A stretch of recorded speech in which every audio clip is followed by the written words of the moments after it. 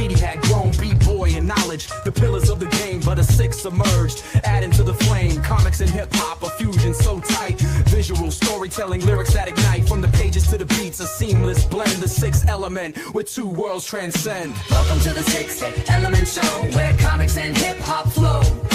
Reno and Stu guiding the way, bringing you the culture every day. Welcome to the Sixth Element Show, where comics and hip-hop flow. Reno and Stu. Yo, I love that intro, bro. Word. Yo, what's up, everybody? Peace, Sixth Element of Hip Hop, Sixth Element Collectibles. We in the building. That intro, shout out to Al Mega Wepa Studios for hooking that up. Word is Bond, yo. He hooked that up. Raw talk in the building. Stu Dog, what's good? Chilling. Raw talk, what's up? We know what's up. What's up, Stu? Reno? Echo. Yeah, man. We got Stu, your camera on? Yeah. I'm just taking Right, care of cool. some little tidbits. We got so many different things to cover tonight, but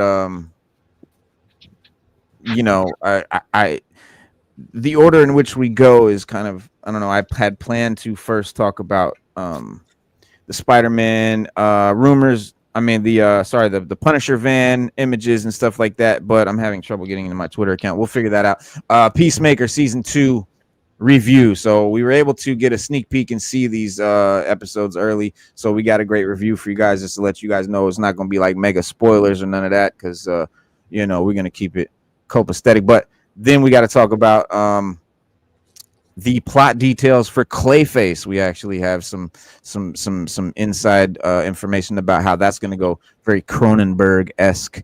And we have Hasbro, man. Hasbro, honestly, I don't know what to say, bro. They're just such a goddamn mess right now. It's not even funny. I mean, they botched the fucking last HasLab, the Rattler sale, the shipping rather, and I'll tell you exactly why your HasLab is late, why you're still waiting for your Rattler, why mine is just now been shipped like yesterday. So and people got theirs a month ago. So we'll talk about that. I have the reasons and all that. Also, Crystal Ball. Why did your Crystal Ball get canceled? Yeah, we'll talk about that as well. Yeah, just all kinds of madness. The Snowcat finally got backed. We got some theories on why it may have sold the way it did. And there's some upgrades. We found out that there's going to be some. So in the past, HasLabs have been like, plug in some batteries. There's a switch. Here's an LED light that comes on. That's it. Well, we got a little bit of extra technology coming on the Snowcat, some extra gadgetry that we haven't had before. So we'll cover that as well.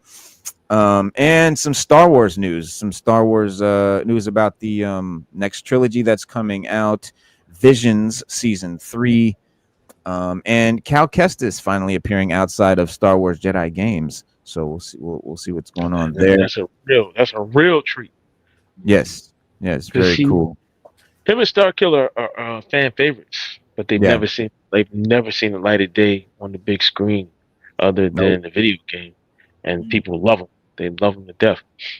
Yeah, exactly. Yeah, and but yeah, man. Before we get into all that goodness, because I know.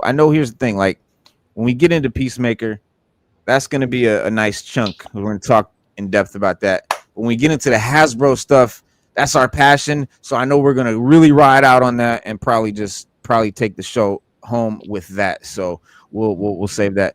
But let's get into this Spider-Man joint. Slade Wilson in the building. Let's go. What up? Peace. Appreciate you, fam. Let's talk Peacemaker season 2. The Snowcat got funded. Boom. All 3 tiers, baby. I never doubted it for a second.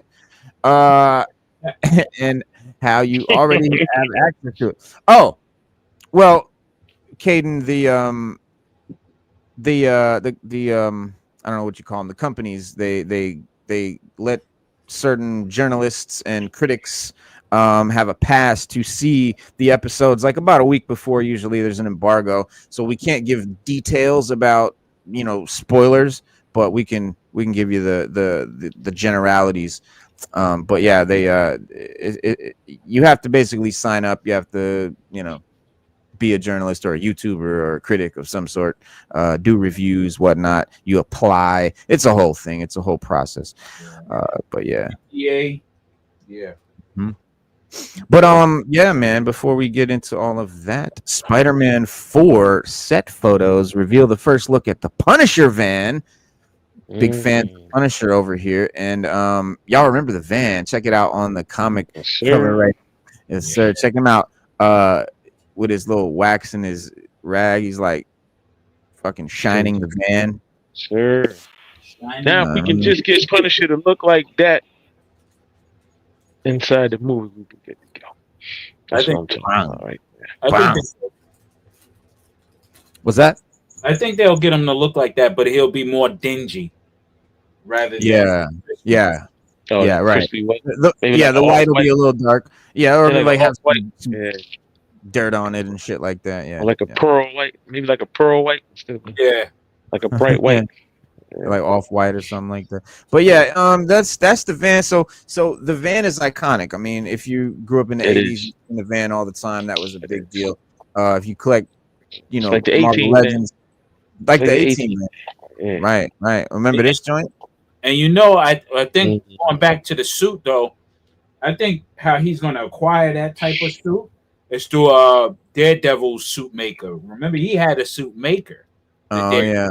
Daredevil, he did, yeah. But you know what? If you look when you look at the arrangement of the colors on the suit, the black and the white, they're perfectly arranged. And it pops. Spaced out just right.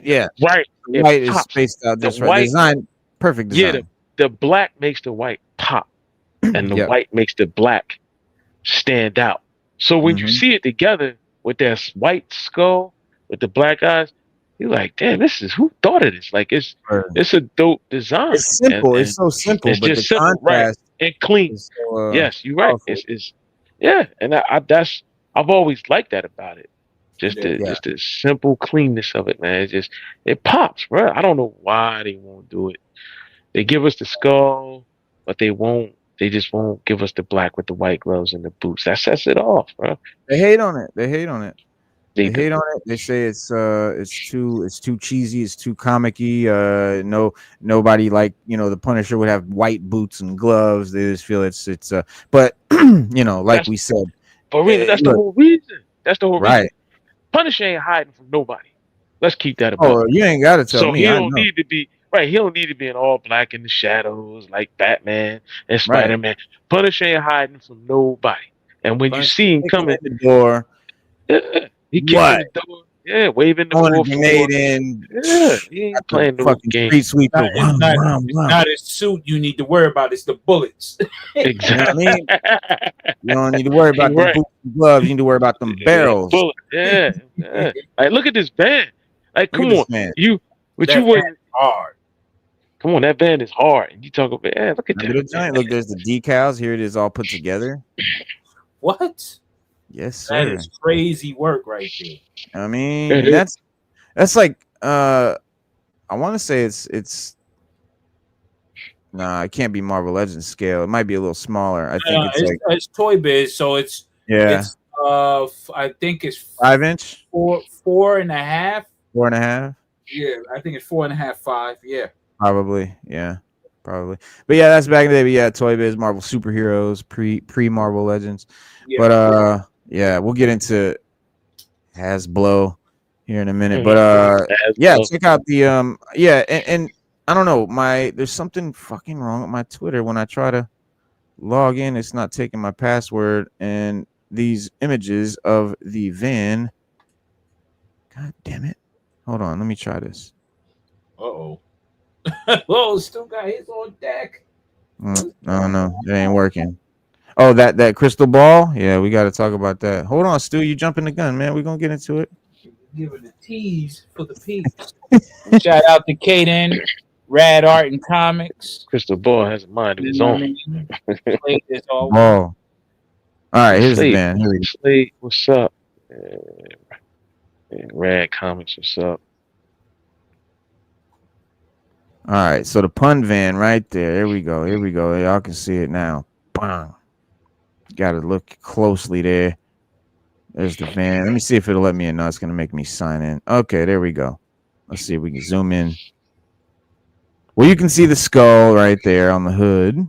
No turrets. Yeah, no turrets, no gun racks or crazy shit. I mean, that's a more militant 18 van. Yeah, like the 18. You got some pipe bombs on the roof. Yeah.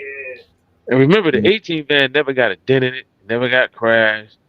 It was fast. It could keep up with the fastest car. You know, they jumping that over jumps. Pow! Jumping over lakes. The I gotta go to one jumped episode though. lakes. I think one episode they some street kids stole their tires or something. Oh shit! One episode, I think so. Yeah, right. Yeah, that happened. Yeah, bro. So the battle van, the iconic battle van, is been revealed here.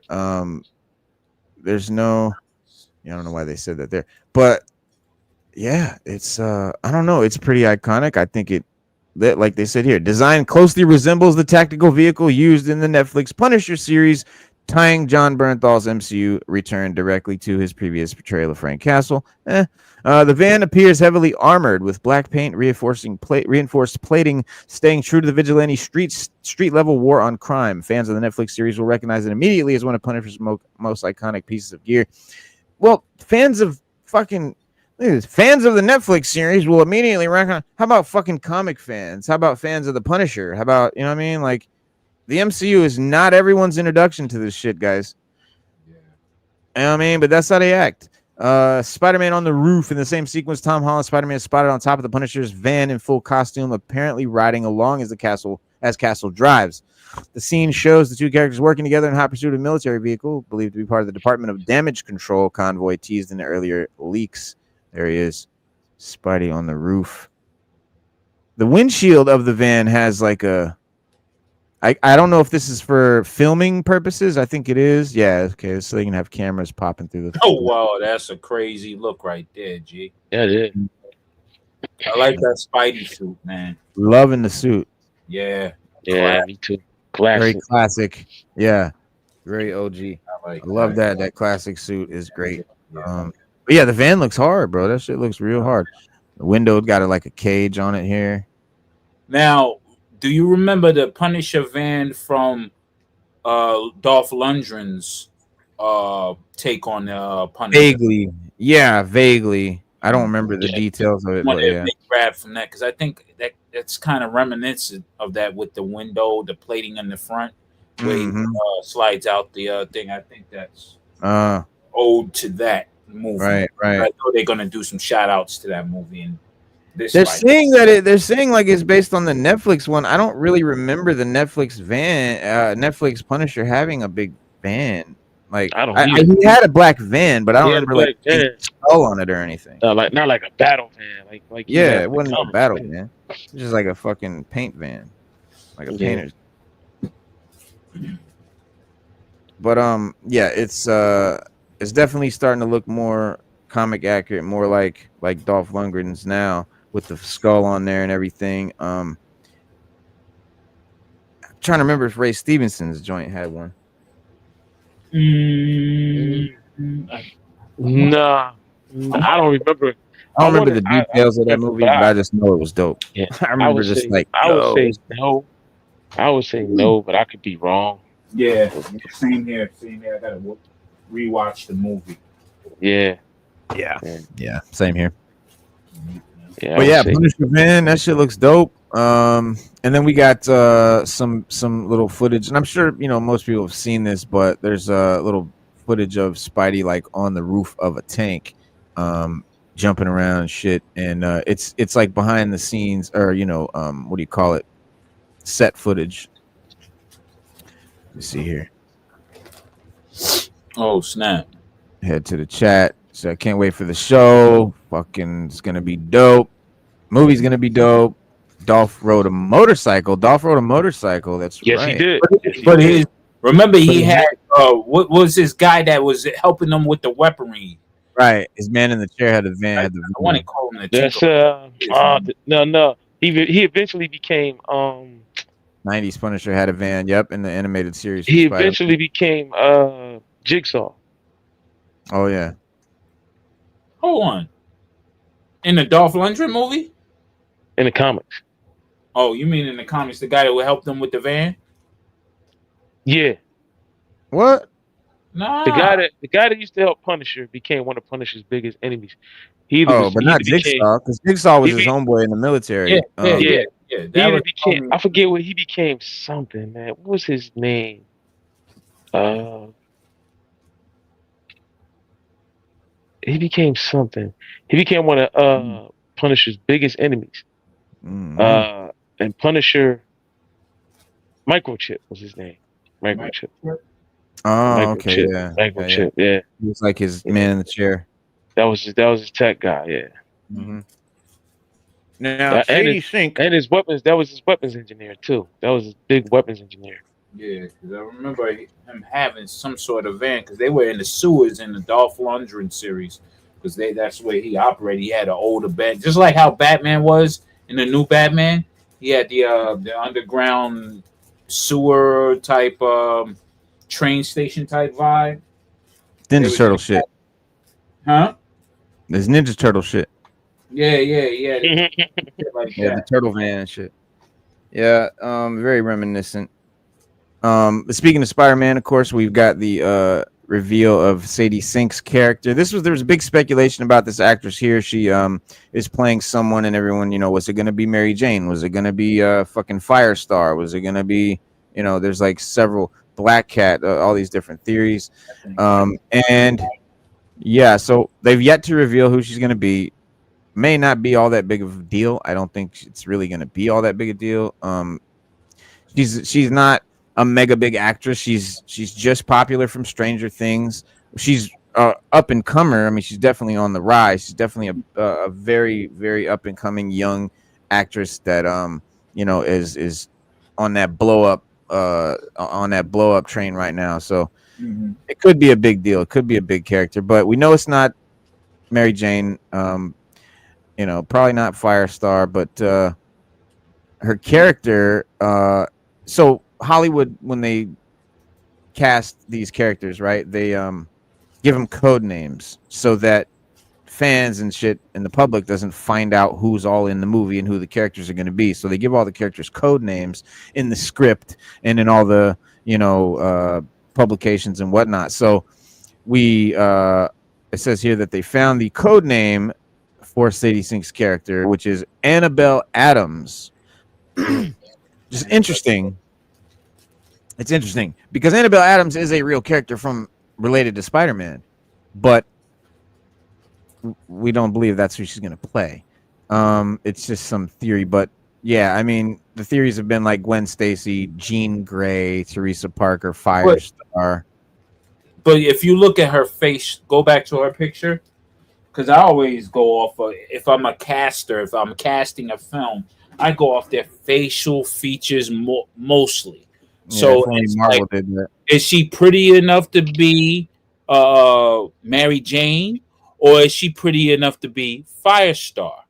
Yeah. So I weigh it like that. So if I put her in a category, she's good for Firestar, not Mary Jane. She has to have that sultry, illustrious look. Yeah. Mary Jane Watson was a cover girl model. You know what I'm saying? Well, I mean, that's pretty. Not saying she's right. not pretty, but but you're right. Pretty, you know what I mean? No, you're right because, and if you or I were casting this shit, that's exactly how we do it. But we all know that Marvel will cast the black guy to play Mary Jane. It doesn't matter. They don't. They don't fucking care. Yeah. They don't. They really don't. Yeah, true. But they really don't. I hope they. I would hope. Firestar is my hope. I want her to be Firestar. I think that's the best casting, best for her. But also just because I want to see the character in live action because we never have before. And I want to see her in X-Men. Yeah, and I don't know that it really is going to fit with this movie Firestar either because this movie is going to be very much on the dark side. Spider-Man is going to be very dark, that kind of thing. I think it'll start off with Spidey, you know, being happy-go-lucky, but I don't know. For some reason, I feel like this is going to end up in a black suit trilogy. I feel like he's going to have a black suit by the end of this trilogy, because this is going to be a trilogy. This is a new trilogy. This is Spider-Man 4, but it's 4 of 5 and 6. Yeah, see, you just stroked something I was just thinking about. How many of these are they going to make? Yeah. Not that I'm complaining. No, it's at least 3 more Hollands coming. Yeah, because I do want more, because this is the best iteration of Spider-Man Sony's given us thus far. So I like Andrew Garfield myself. I like Andrew Garfield too, but but we never got enough of him to say, you know, like was it really? Do we want as much as we've seen Tom Holland? We didn't get as much of Andrew Garfield as we got. I was never a fan. Yeah, I don't know. I'm not really a big fan of the Tom Holland Spidey, just because he's too goofy and like young. I don't know. I like the Andrew Garfield take on the character more. That's just me. This is obviously there's 100 different fucking takes and characters, you know, writers that have written Spider-Man and all sorts of different versions and whatnot. I just like that more introspective, sullen almost. Peter, more of a scientist than yes, No, I get it, because I did like Andrew Garfield. I loved Andrew Garfield as Spider-Man. But I think didn't get enough of him. Bro. Because Tom Holland's not really the scientist. He's more of like just a goofy high school kid. Like the kid, he's the high school kid. Yeah. Which that's what they were going for. I don't know. I think that I would have appreciated the Tom Holland Spider-Man movies better if they would have just been Spider-Man movies, but they're like fucking Iron Man movies and Doctor Strange movies and all this other shit. Like, we don't need all these other characters. He needs all these mentors when he didn't need any in the comics too much. You know, that was the whole point of his character. He was a loner. Yeah, and his mentor was Ben, his uncle Ben, who was dead, got murdered because of him. You know what I mean? So he lived with that guilt, and that guilt turned into rage at some point. You know what I mean?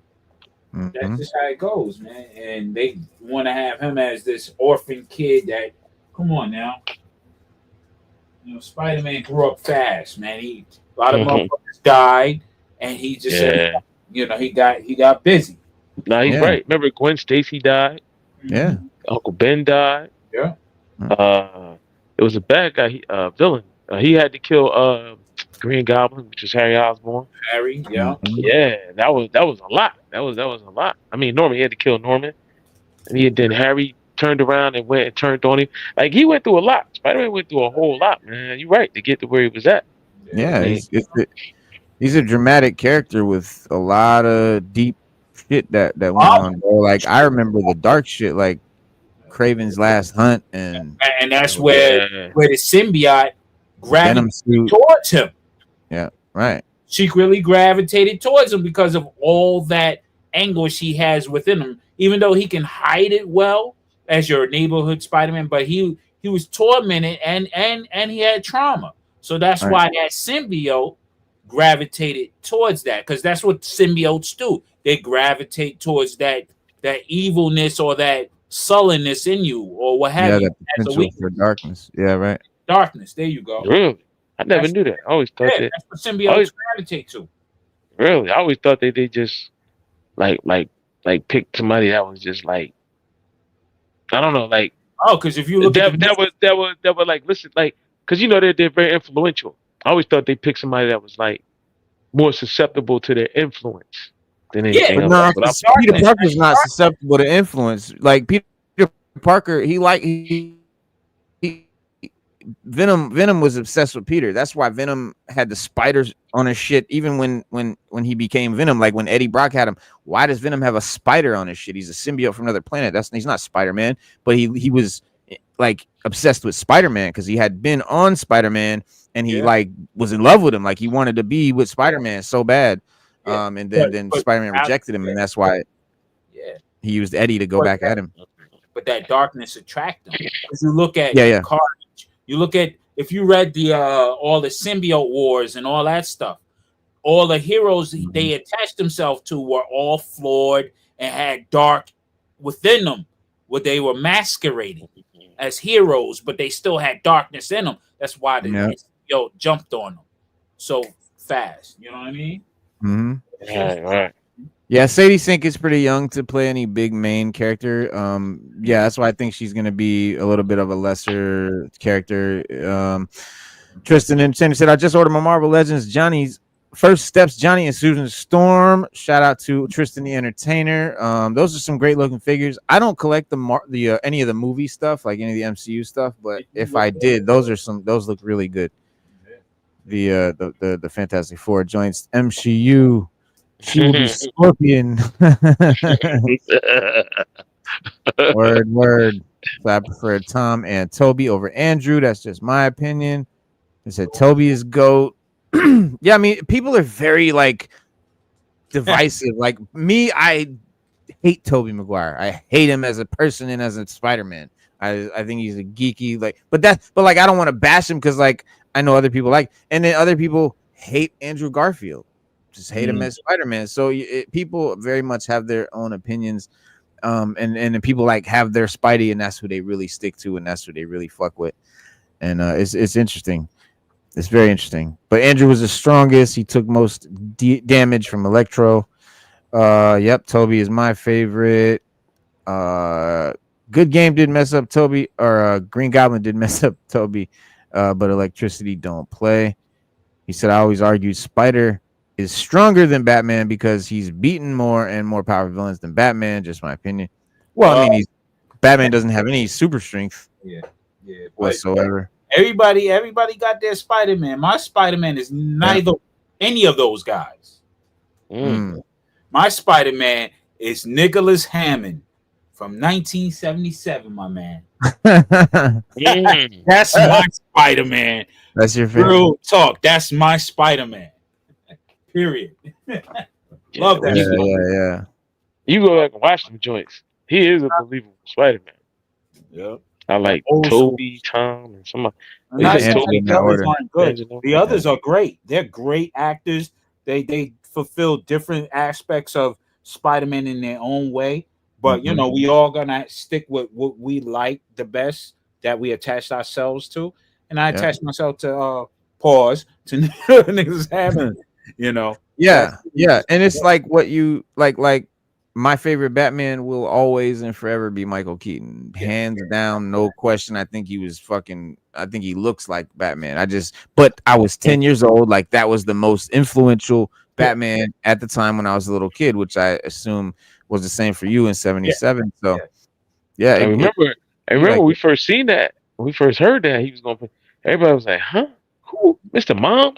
Right. Right. Yeah, everybody was kind of like, remember the campaign they had where they had everybody put on the cowl and you seen Eddie Murphy in the cowl? You were like, what the? Because it was like, who's going to be the Batman? Right. And that was crazy. I was laughing my ass off. They had Sean Connery in it. They had all these.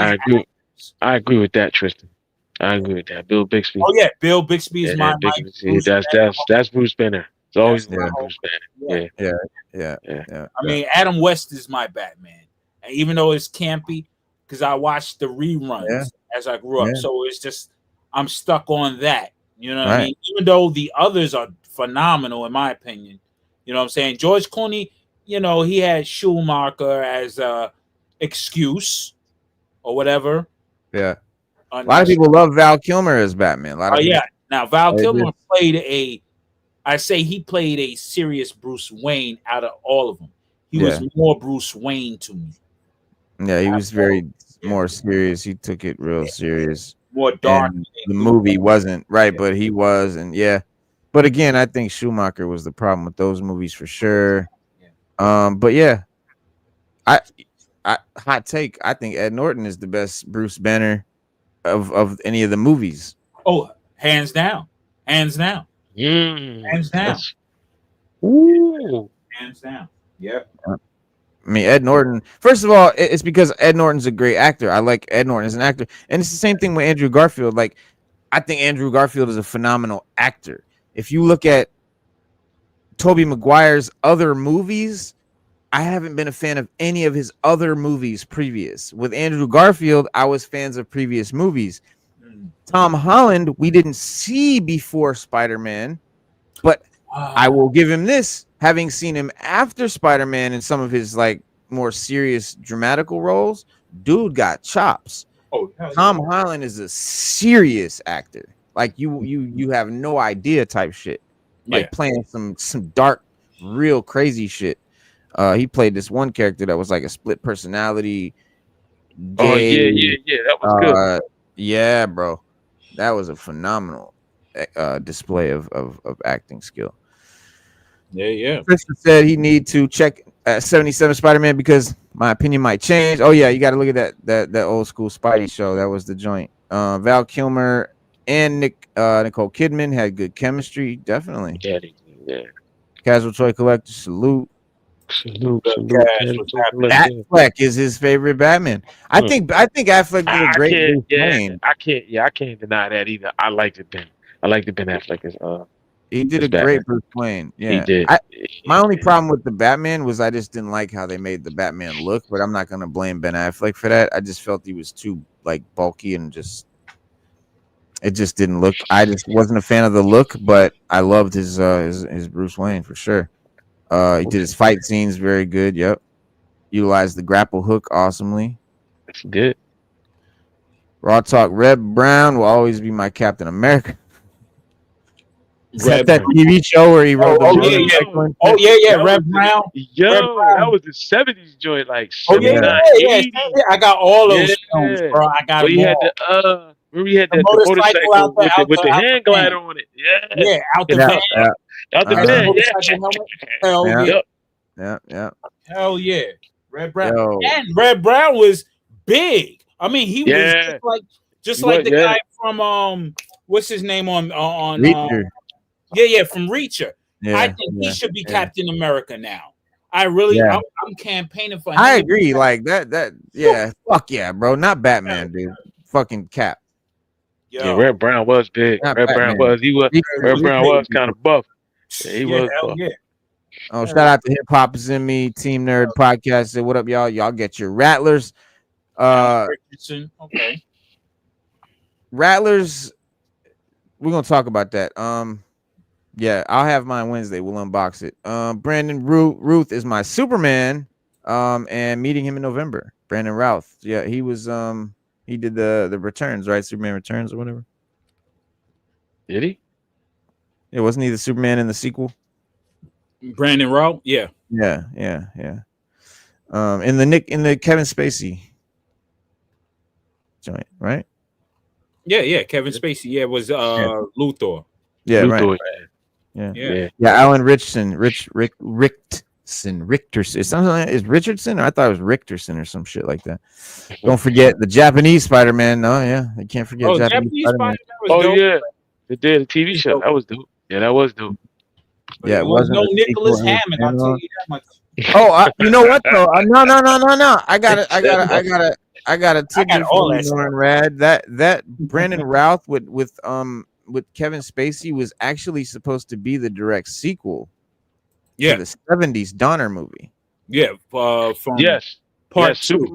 Superman Returns is a direct sequel to Superman 2.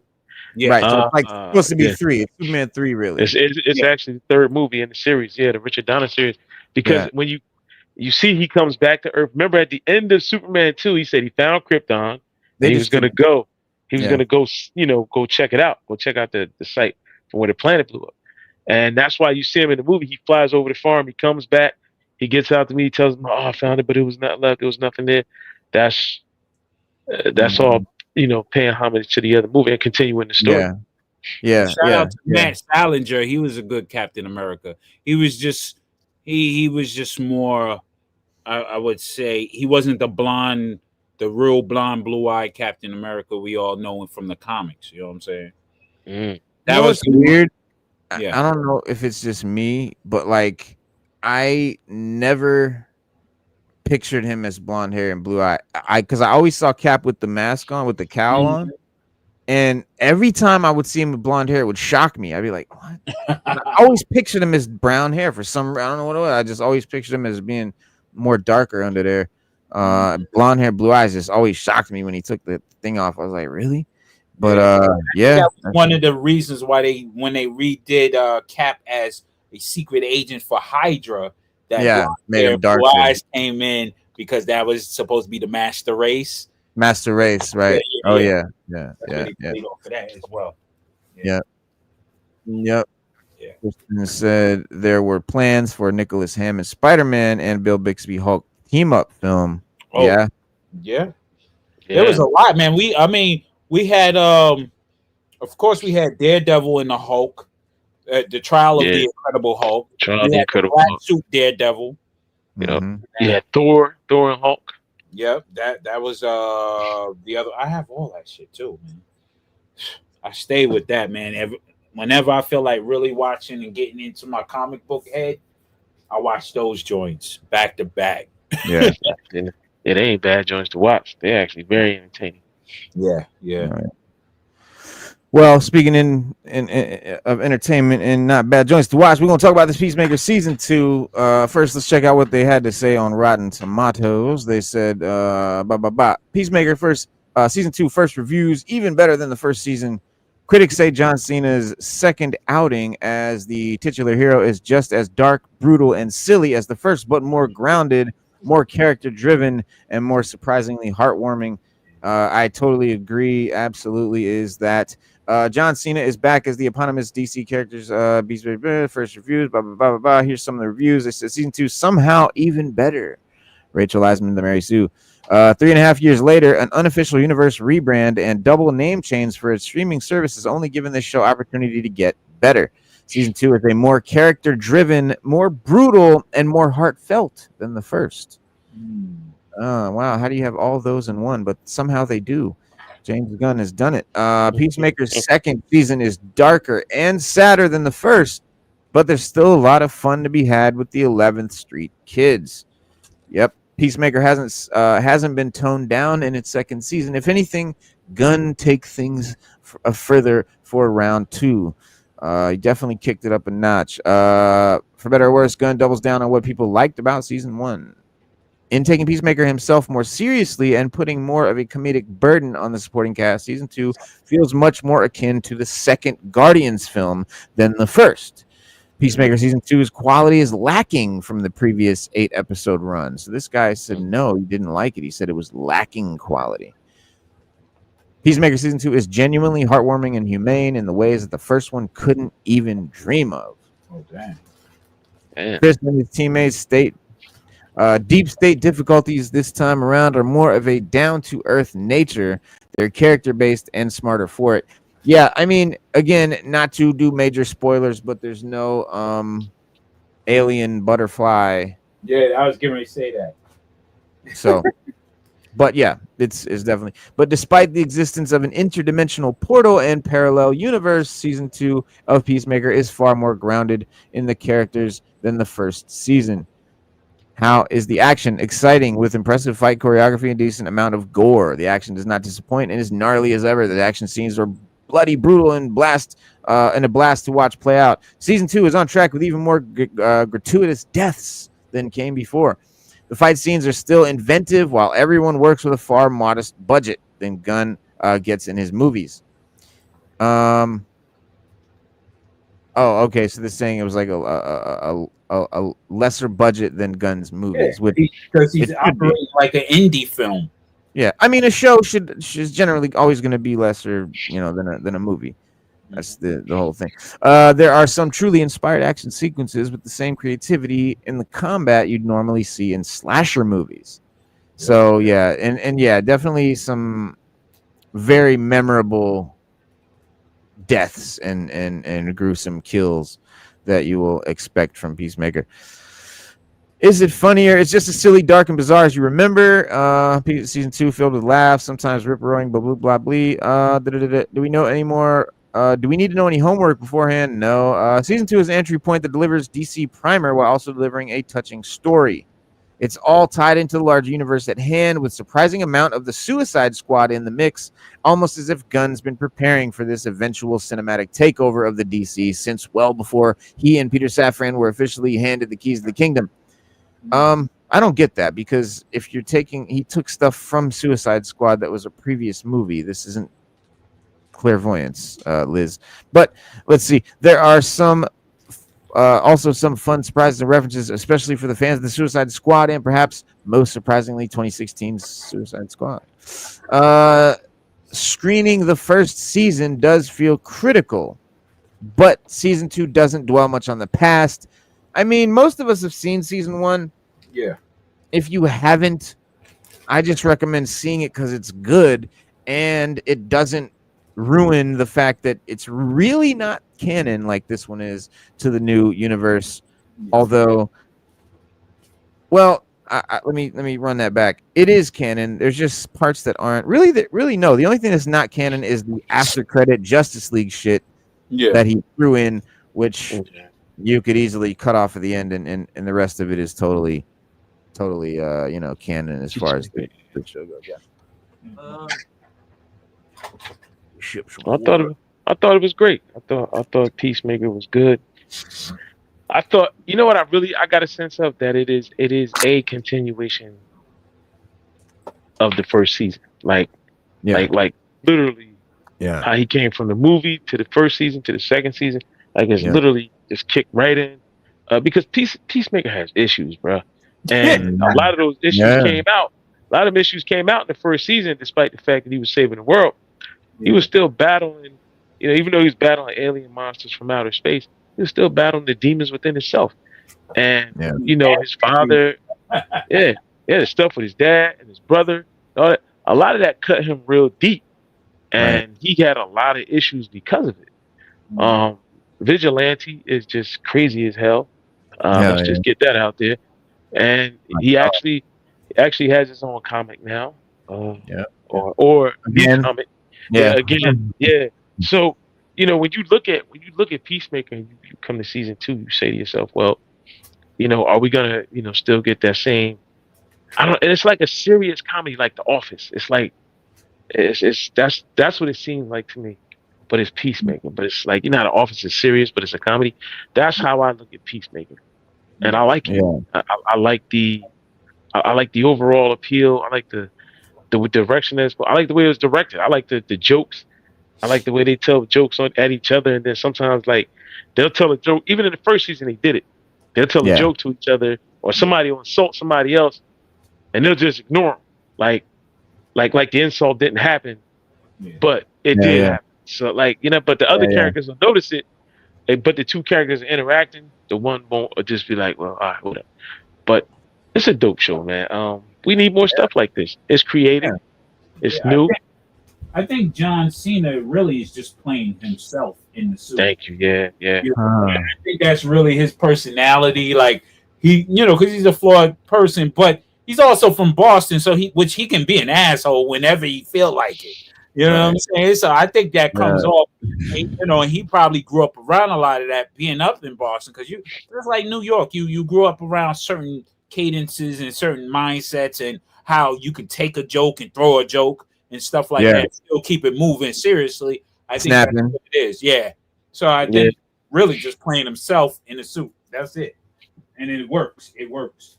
It does. He was a good pick. Yeah.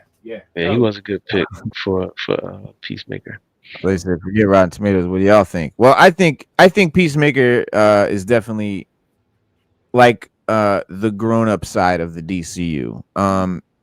Peacemaker season 1 generated a lot of conversation thanks to the creative team and Gunn at its head, and of course embracing far more outrageous subject matter than the Snyderverse even dared to, and than any DC property ever dared to, actually, or Marvel for that matter. Like no one really went as far as Gunn went with Peacemaker, and pot shots were taken at DC superhero royalty, including certain accusations. There was almost nudity, drugs, swearing, unthinkable claim that Wookiees have teeth in their buttholes, all that shit. And yet it still managed to have heart and depth and drama, gravitas. It drew you in. It was very immersive. I mean, Peacemaker season 2 pushes all the raunchy, dirty, grimy, naughty stuff right from the start of episode 1, and uses the multiverse to tell a a very disarmingly deep story, I think. And so that shouldn't be too much of a surprise, though, because while Gunn handed the godlike majesty of Superman, handled that like a pro. I mean, that was just Superman was a breath of fresh air, period, in the comic live action space. And Peacemaker is right there with it. I mean, Gunn has proven repeatedly, flawlessly. His record, in my opinion, is flawless. There's no bombs, there's no trash, there's no, well, that one sucked. There was none of that, in my opinion, with Gunn so far. And he's proven repeatedly that, he has a way with these broken, sort of seemingly irredeemable, anti-hero almost characters, right? Yeah. Your Star Lords and Peacemakers and shit like that. And so if you thought that, he's a fan, like it's like we always say, he's a fan. So like, yeah, he put, like George Lucas said, me and you were watching that one thing where he said, "Look, you gotta put your heart and soul into this, because if you don't, it's not gonna be anything." And that's what I think Gunn does. He's a comic book fan. He thinks about these characters. I mean, yeah, and it makes you care about the characters. Like, yes. He makes you care about Rocket Raccoon. Yeah. Like, if he can make you care about Rocket Raccoon, which is impressive, that's nothing compared to how compelling Gunn makes John Cena's redemption tour as Peacemaker. Even with the Weasel. Even with Weasel. Weasel, right? Yeah. You know what I mean? Yeah. Ugly motherfucker. Yeah. Word. Yeah, you cared that he died. True. And I think with comic books in general and these characters, the reason why psychologically we're all attached to them, no matter if we read the comics or not, it's a reflection of us and our weakness of times and our best of times. I think they're a reflection of society, but in a more dramatical and colorful form. That's what these guys are. Like, every superhero has a flaw and a problem and an issue that they got to hammer out, but amongst doing that, they still carry on and do the best that they can. And I think that's where these writers and the creators of comics were going for.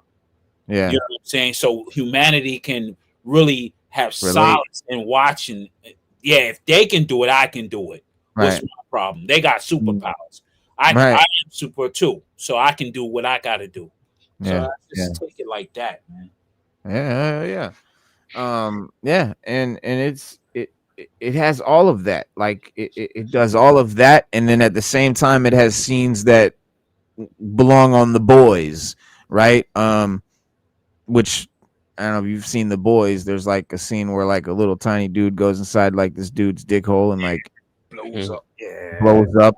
Wow. Ah, bro. Like, who thinks of shit like that? Like that, but like that's the type of shit. But like, you've got the full frontal nudity juxtaposed with the heartfelt message storytelling that works so well, and that I think is what Peacemaker, sort of is, and like what it kind of created. Like, it's its own almost genre. Like, Peacemaker is its own thing. Like, when I saw the first season, I was like blown away. Season 2 takes you like just the next step. It's not like more of the first, it's like the next step up. And so and it also features another exquisite C-bomb, and as a I think saying cunt is hilarious when you say it in the right context, especially in like a British it's cunt. But some I mean, there's a lot of elements that will no doubt lead to accusations that Gunn is being provocative for the sake of it, but it's mostly well balanced, I think, and that's thanks to the substance. But the story is, I think, a lot more compelling than some of the jokes might suggest. You might feel it's a silly shit, but it's really actually a very good story. Alongside John Cena, you have Jennifer Holland. Happily gets more story as Amelia Harcourt. Freddie Stroma is also great as Vigilante, as always. Steve Agee again is good as John Economos. But the only slight casualty, I think, of this story this time is Danielle Brooks as Leota Abadeo, whose story is just a little less interesting than I want it to be. But Cena's performance, John Cena, like you were saying, bro, he's like genuinely charming and just a goofball enough without him being a victim of the jokes. Like he's not the butt of the joke. You don't feel that he's a clown, but he's, you know, he's goofy and just the right amount. And when you look back at his WWE career and indeed the wider circus-like context of sports entertainment as a whole, you get all of the background to this layered performance. And as Peacemaker, John Cena manages to be both clown and charismatic hero, provocative and empathetic. And I really can't wait to see him come back. It makes a lot more sense, I think, when you go back and watch him rapping before crowds of thousands of adoring fans who made him the hottest ticket in WWE for a long time. Oh, hell yeah. But yeah, The Rock passed him the torch. Yeah. You know what I mean? That's big. Can't see me. I know. Yeah. I mean, Gunn is 3 for 3 here, you know. Creature Commandos was a fucking hit. Superman was a smash hit.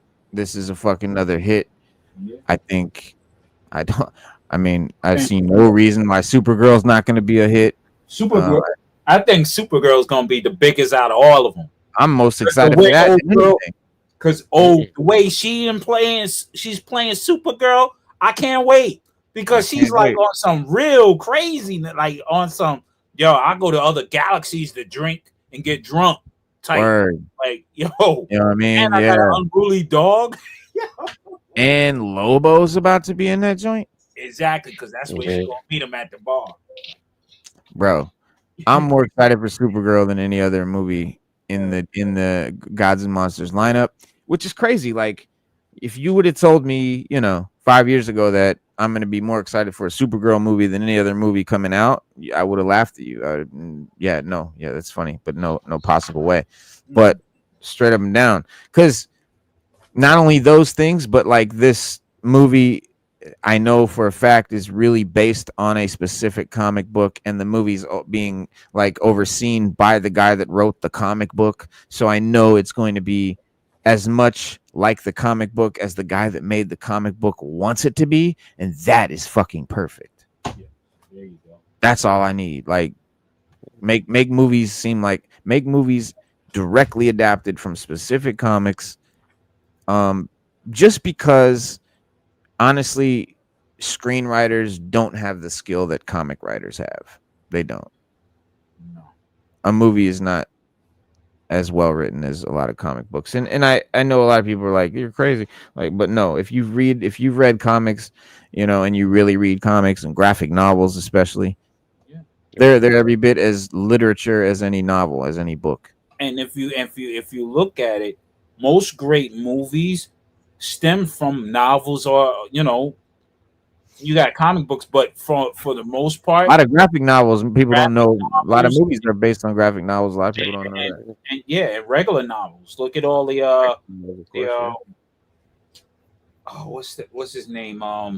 That agent, I forget his name, but there's a lot of movies, man, that comes from books. So you're talking about Jurassic Park is one of them. No, I got the books right here. I know you're talking about why you fucked me up now? I can't think of his name either. Yeah, you know what I'm talking about. Robert Ludlum. I know Jason Bourne. Yeah, like the Jason Bourne. Those things. Yeah. So I couldn't think of. So all these screenwriters. Robert Ludlum wrote Jason Bourne. There you go. So all these Tom Clancy, all these guys, they come from books. So these screenwriters, they have mega help in writing, because all they have to do is follow the books, and maybe segue a little bit off of, but for the most part, it comes from books. They're the most successful movies. Yeah, Stephen King. He's one of the most prolific authors that have had his books turned into movies. I think Stephen King's had more books turned to movies than anybody. What was the one where Harrison Ford? His where he was the Clear and Present Danger. Yeah, or everything, like all the Tom Clancy joints. Yeah, man, come on. Yeah.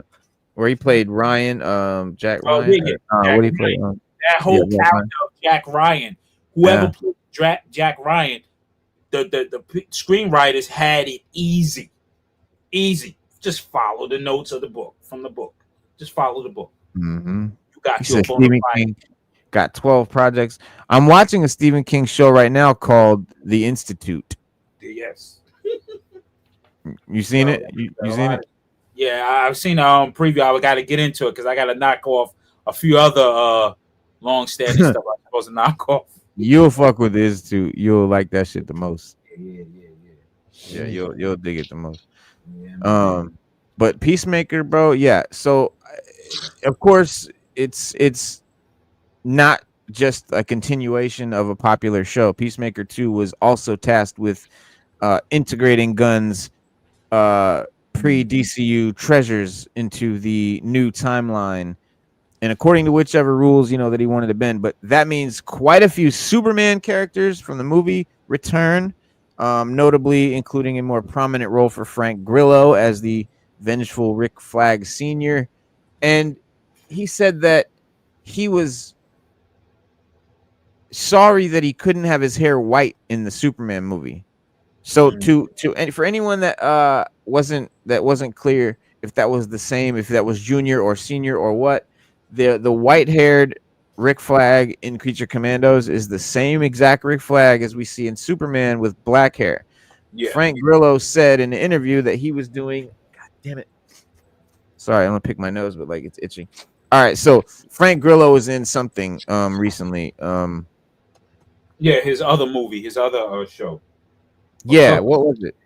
I keep forgetting. I know it was. He did something else, and that's why he couldn't dye his hair white. Yeah, because I've seen it. I was watching it the other day. I saw it too. I don't know why I can't think of the fucking name.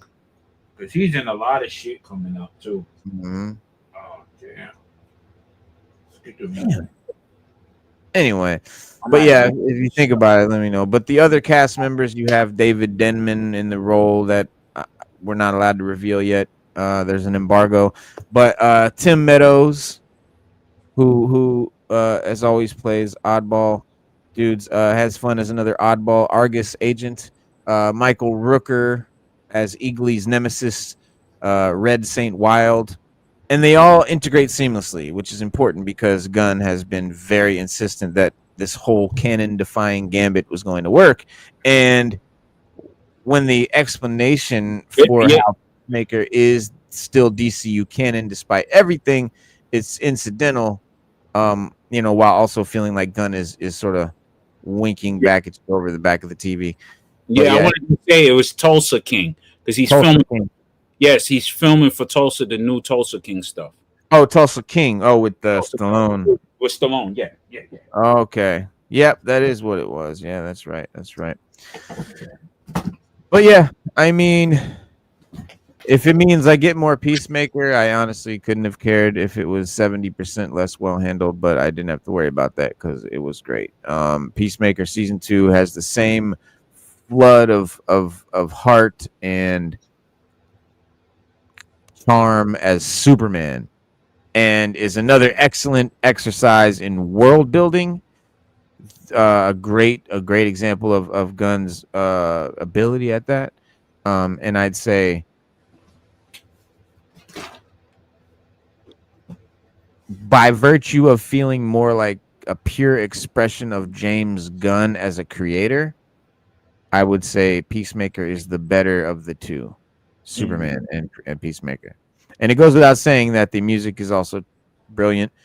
So all in all, that makes it the third success in a row for the DCU. For me, for Gunn, I think we can all agree that the franchise is in the right hands now and is definitely on the right path. Could you imagine if he would have did the Flash movie? How much better it would have been? I mean, well, we may not, have to imagine forever because he will be doing a Flash movie at some point, he said. Yeah. I hope so, bro, because we need a do-over.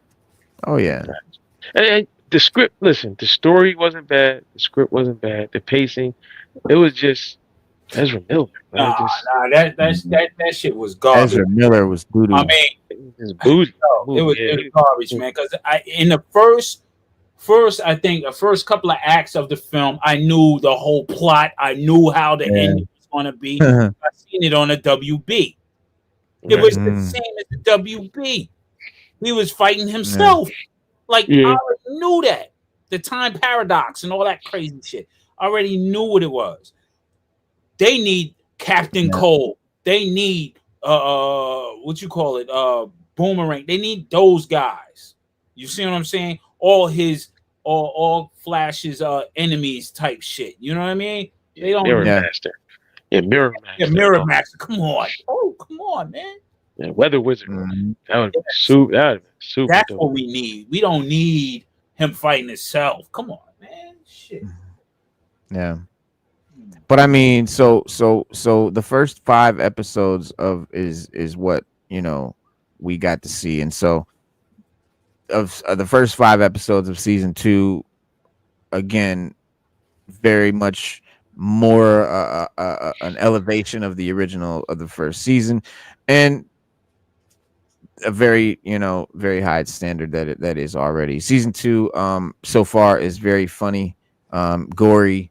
It's got you know, all the shit that you want. Episode 1 in particular, it goes, really gory. It is, and I think it goes. Episode 1 goes far beyond gratuitous with one sequence that it lands in some other place altogether, and I think it works. And honestly, though, it was a hallucination for a few scenes, so it's a farce, but it's just well done. And so, but front and center through all of it is John Cena, you know, incredibly able to give dumb metal-headed energy, you know, while also hinting at the vast depth of emotion and regret is I think is really something.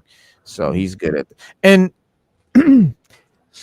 I think Christopher Smith is a capable guy of you know, of truly horrible things, but thanks to Gunn's writing and John Cena's performance, he's a relatably tragic guy that you can't help but feel sorry for.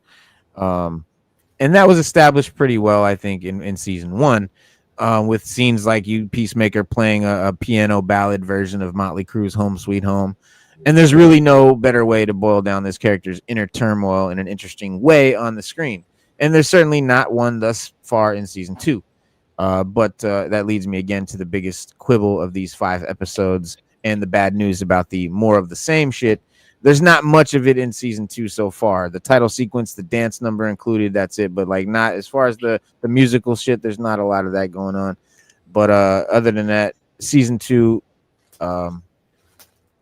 is all in all, I think, is all in all better than season 1. So I don't know. It's kind of hard to talk about without really being able to go into details and shit. And if I go into details, then they won't ever let us get to see him early again. That's the deal. So we can't break any embargoes or go into details. But Tim Meadows was a cool addition. Agent Fleury. He's such a smooth and dry comedian, though. You know, he gets away with it, I think. And his character has the added benefit of mostly existing for his absurdity. He's a characteristic in which he is joined by Michael Rooker and playing yet another character in yet another James Gunn project. Rooker's Red Saint Wild is just as weird of a guy in an equally weird premise, because he has a moment or two that lean towards just very bizarre, more weird than funny, but mostly he exists in a sort of story vacuum. You know, his deal is the off to the side weirdness variety with no real impact on the story happening with the main characters or anything like that. But the other issue with Peacemaker, particularly in this post Superman era of James Gunn DCU, is what's canon and what's not.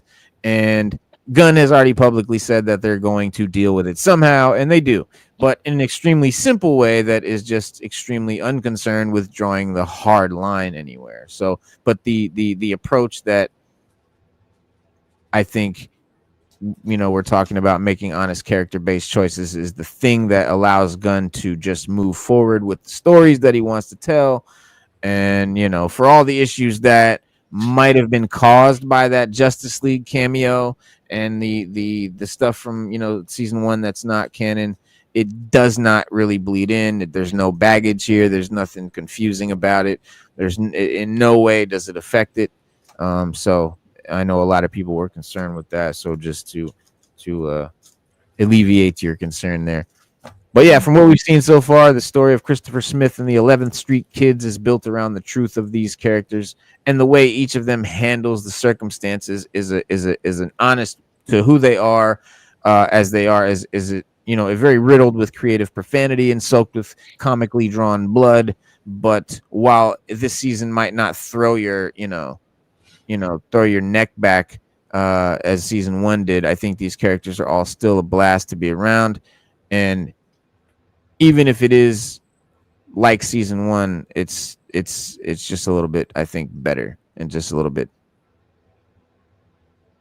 a notch up, I would say. But yeah, I don't know. Nothing really specific that I can tell you other than that without breaking the embargo. Yeah, don't do that. Nah. Don't be a habitual line stepper. Yeah, no. You said habitual line stepper, dude. Not like me. I'm a habitual line stepper.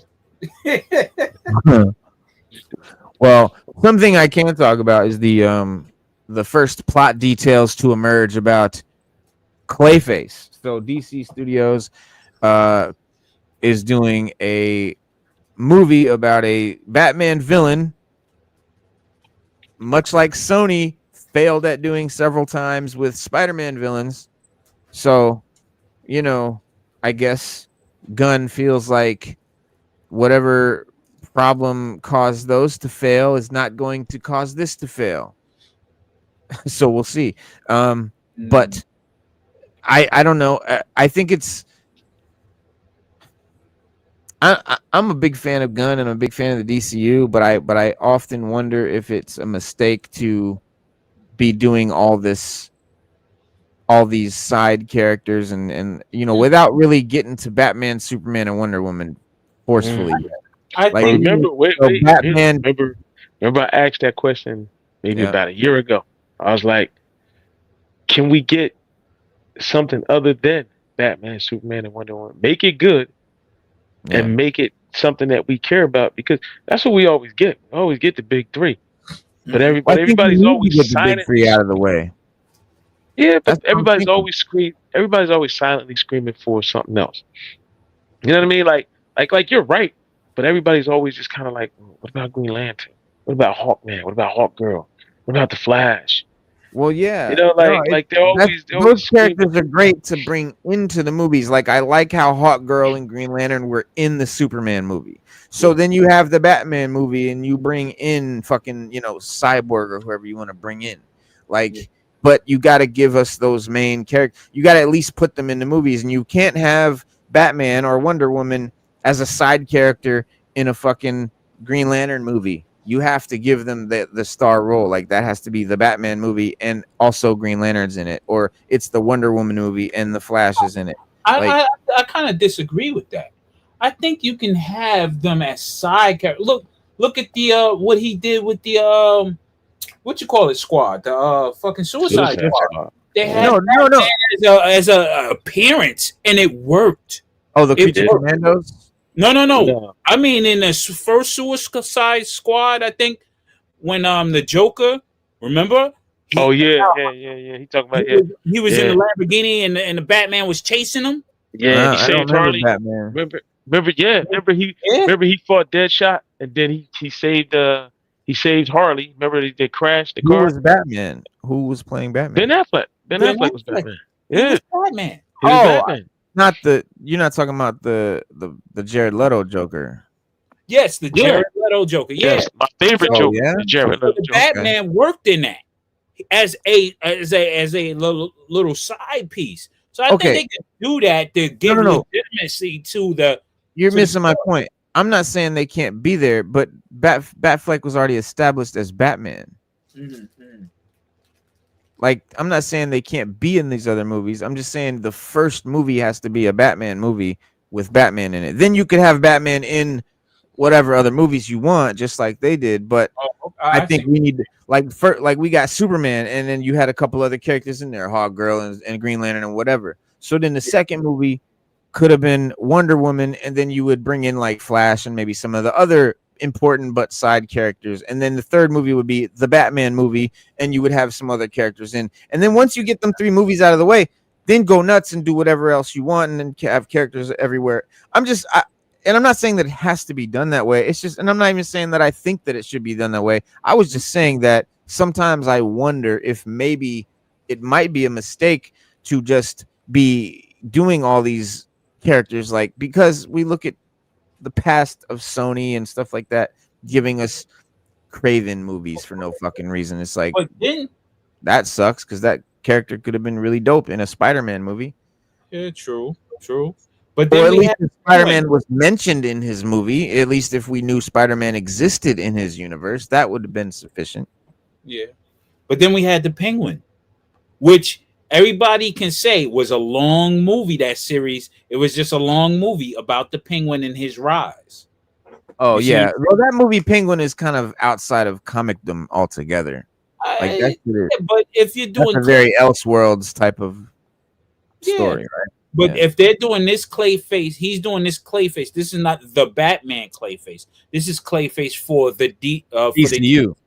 Yeah. Okay, maybe he's angling towards, okay, let me just establish this villain so when he appears in Batman, it's not a real big to-do thing that we have to go into how Clayface was made. We already know how Batman is Batman, so we don't have to go deep into him, but we can go into Clayface and then drop him in a Batman villains type deal. That's a good theory. It's just that, well, you got to remember though, he's doing Clayface strictly because he liked the script and the script was done. Okay. He's not like, see what you're talking about? That's like if he was doing like Marvel would do and plan out, okay, I'm going to do these movies in this order. Gunn has been very clear about, I might give you an outline of here's the movies I'm going to do, but if those scripts ain't right, we'll be changing those movies. Okay. If another script comes in that I didn't know about when I listed that list and it's great, I'll fucking do that shit first. He said that. And so with Clayface, that's what it was. Because Clayface wasn't on the Gods and Monsters roster. It's not part of his original list of movies. He said the Clayface script came to him. He had no interest in doing a Clayface movie. When they told him about it, he was like, nah. Somehow he read it and he was like, oh shit, this is crazy. We're doing this. And he's doing this movie out of nowhere just because the script was great, which I love that philosophy because it guarantees us to get well-written movies. And that's his purpose for doing it that way. He's like, I don't want to have like a deadline. Like Marvel will start filming a movie before the third act is written in the script because they plan to do it and they end up being shit because of it. So like, he's like, I'm not doing that. He's like, if I don't have a fully complete script that I think is amazing, we're not even going to announce that we're going to start a movie. He's like, I need a fucking script that works. Then we'll start a movie. And if I tell you I'm going to do a movie and that script ain't right, we're not doing that movie. And if I get another movie that has a great script that we didn't talk about, but the script is great and I think it fits, I'll put that bitch in there. And that's what we're getting with Clayface. It's a movie that came later. He loved the script and he's throwing it in, which I think is fine. But I'm just wondering if, you're going to fizzle out because you gotta draw people into this DCU thing with the main characters. I don't think Clayface movie is going to draw anybody in. It's definitely not going to bring new fans of comicdom. I think he may have different angles. I don't know, but I would say, given his track record, I would trust him. Because maybe we do get a Batman within that Clayface at some point. We may get something like that, or maybe a Robin or something like that, or a Batgirl. We never know. You know what I'm saying? That's the thing with him. We never know where he's gonna go where he's gonna go with it. And I think that's what's gonna draw us to it, because we want to see what's going down with it. You know what I mean? And Yeah. given his track record, I'll trust him. Hey, Stu, be easy, man. I forgot my man be slipping out like Batman. Word, he had to go fight crime in the night and shit. Disappeared with a smoke bomb. Word. Yo, all right, Stu. Peace. Peace. Yeah, but yeah, I'm hyped for the Green Lanterns too. Say what? I said I would trust Gunn. Given his track record, I just have I got to sit back until he give us a bomb. If he give us a bomb, then we can sit back and say, maybe he should slow down. But since he's off to the races and hitting them bangers, let him bang out. You know what I'm saying? Like the Wu-Tang, they came out with bangers and bangers, and it took a while for them to catch one kind of so they can ease back. Yeah. You know what I'm saying? Yeah. So I think I trust Gunn at this point. Let him rock. Let him rock. Yeah, I mean, for the most part, that's what I do. It's just, I don't know. I worry because I am such a fan. I don't want it to die in the public eye too soon before people, know what the fuck's going on. But I am hyped for the Lantern show. I think that's gonna be dope. Yes. We needed, he said we needed the Flash and Superman together more. They are awesome and get very competitive. I would love to see the Flash and Superman really competitive and, in the same universe. And Gunn will definitely give us that. That's the great thing about Gunn, is that he's a fan of comics first. He's a real comic reader and collector. He's really a fan. He's not just for Hollywood. You need to bring in Captain Marvel, the Shazam. If he brings him in, because there's banter between Shazam and the Flash, Shazam, and Green Lantern. There's some wild, weird comedy going on in the animation traditionally. So I think it'd be cool. I think it'd be Yeah, big fan of that.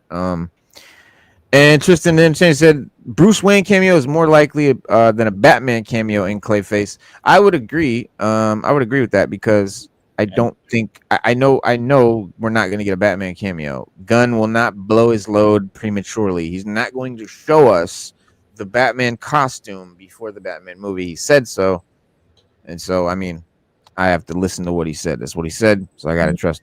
That's what he said.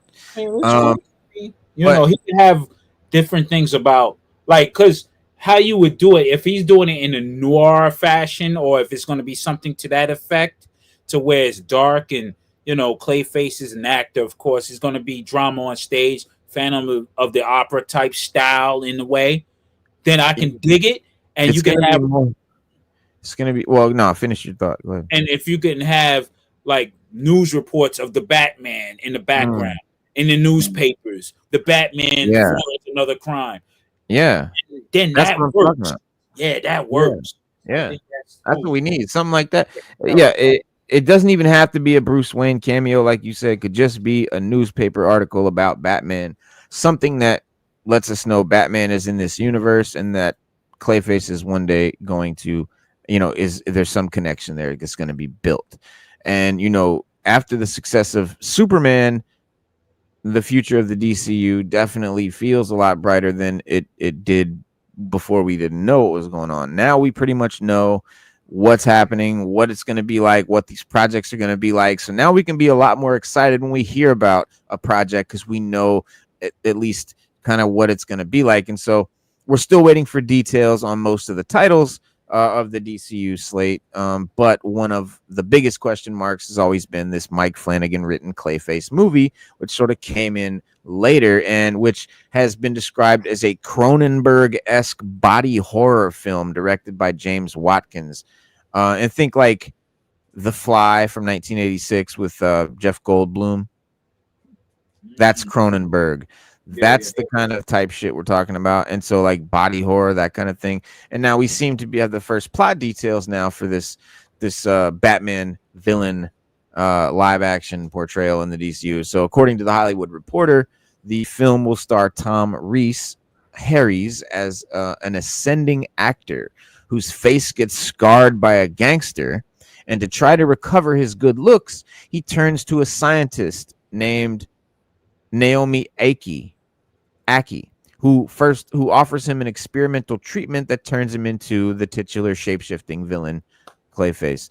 And Max Mingala, who's best known for playing Nick in Hulu's The Handmaid's Tale, is in final negotiations to join the cast as the Gotham City detective who will be dating Naomi Ackie, character, the scientist. So,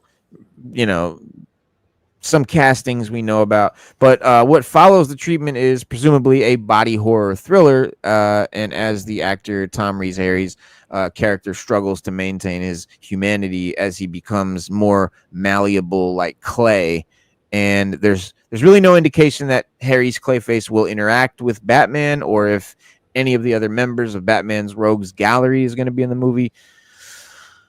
We know that James Gunn didn't plan on making a standalone Clayface movie initially, but picked it based on the strength of Flanagan's script. So we have high hopes for how this horror film lands with fans. And Clayface is going to be due about a year from next month. So it's like September 11th, 2026. So a ways out. I believe it's going to be like a Phantom of the Opera type style. Yeah. Remember the Phantom of the Opera, he was disfigured, you know, the actor and on stage and stuff like that. So yeah, I think that'll work, man. I can't move forward. Yeah, I don't know who Tom Rhys Harry's is, but let me see if we can get a picture of him.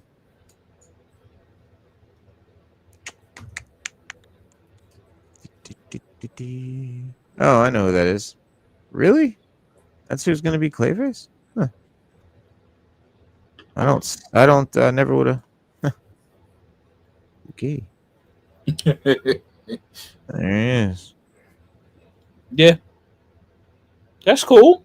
I mean, I don't care one way or another about it. Like, it doesn't do anything for me. I don't hate it. I don't love it. Yeah. Oh, no. That's Max Minghella. That's going to be the detective, husband of the science. Yeah, the detective and husband of the scientist. Tom Rhys Harry's is this blonde dude. Okay. Yeah, he looks like a tortured soul.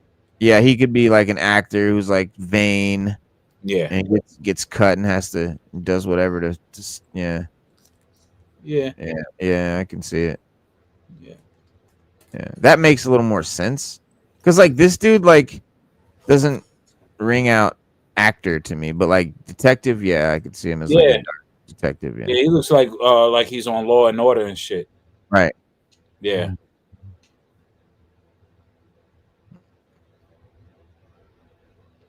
Yep. Yeah.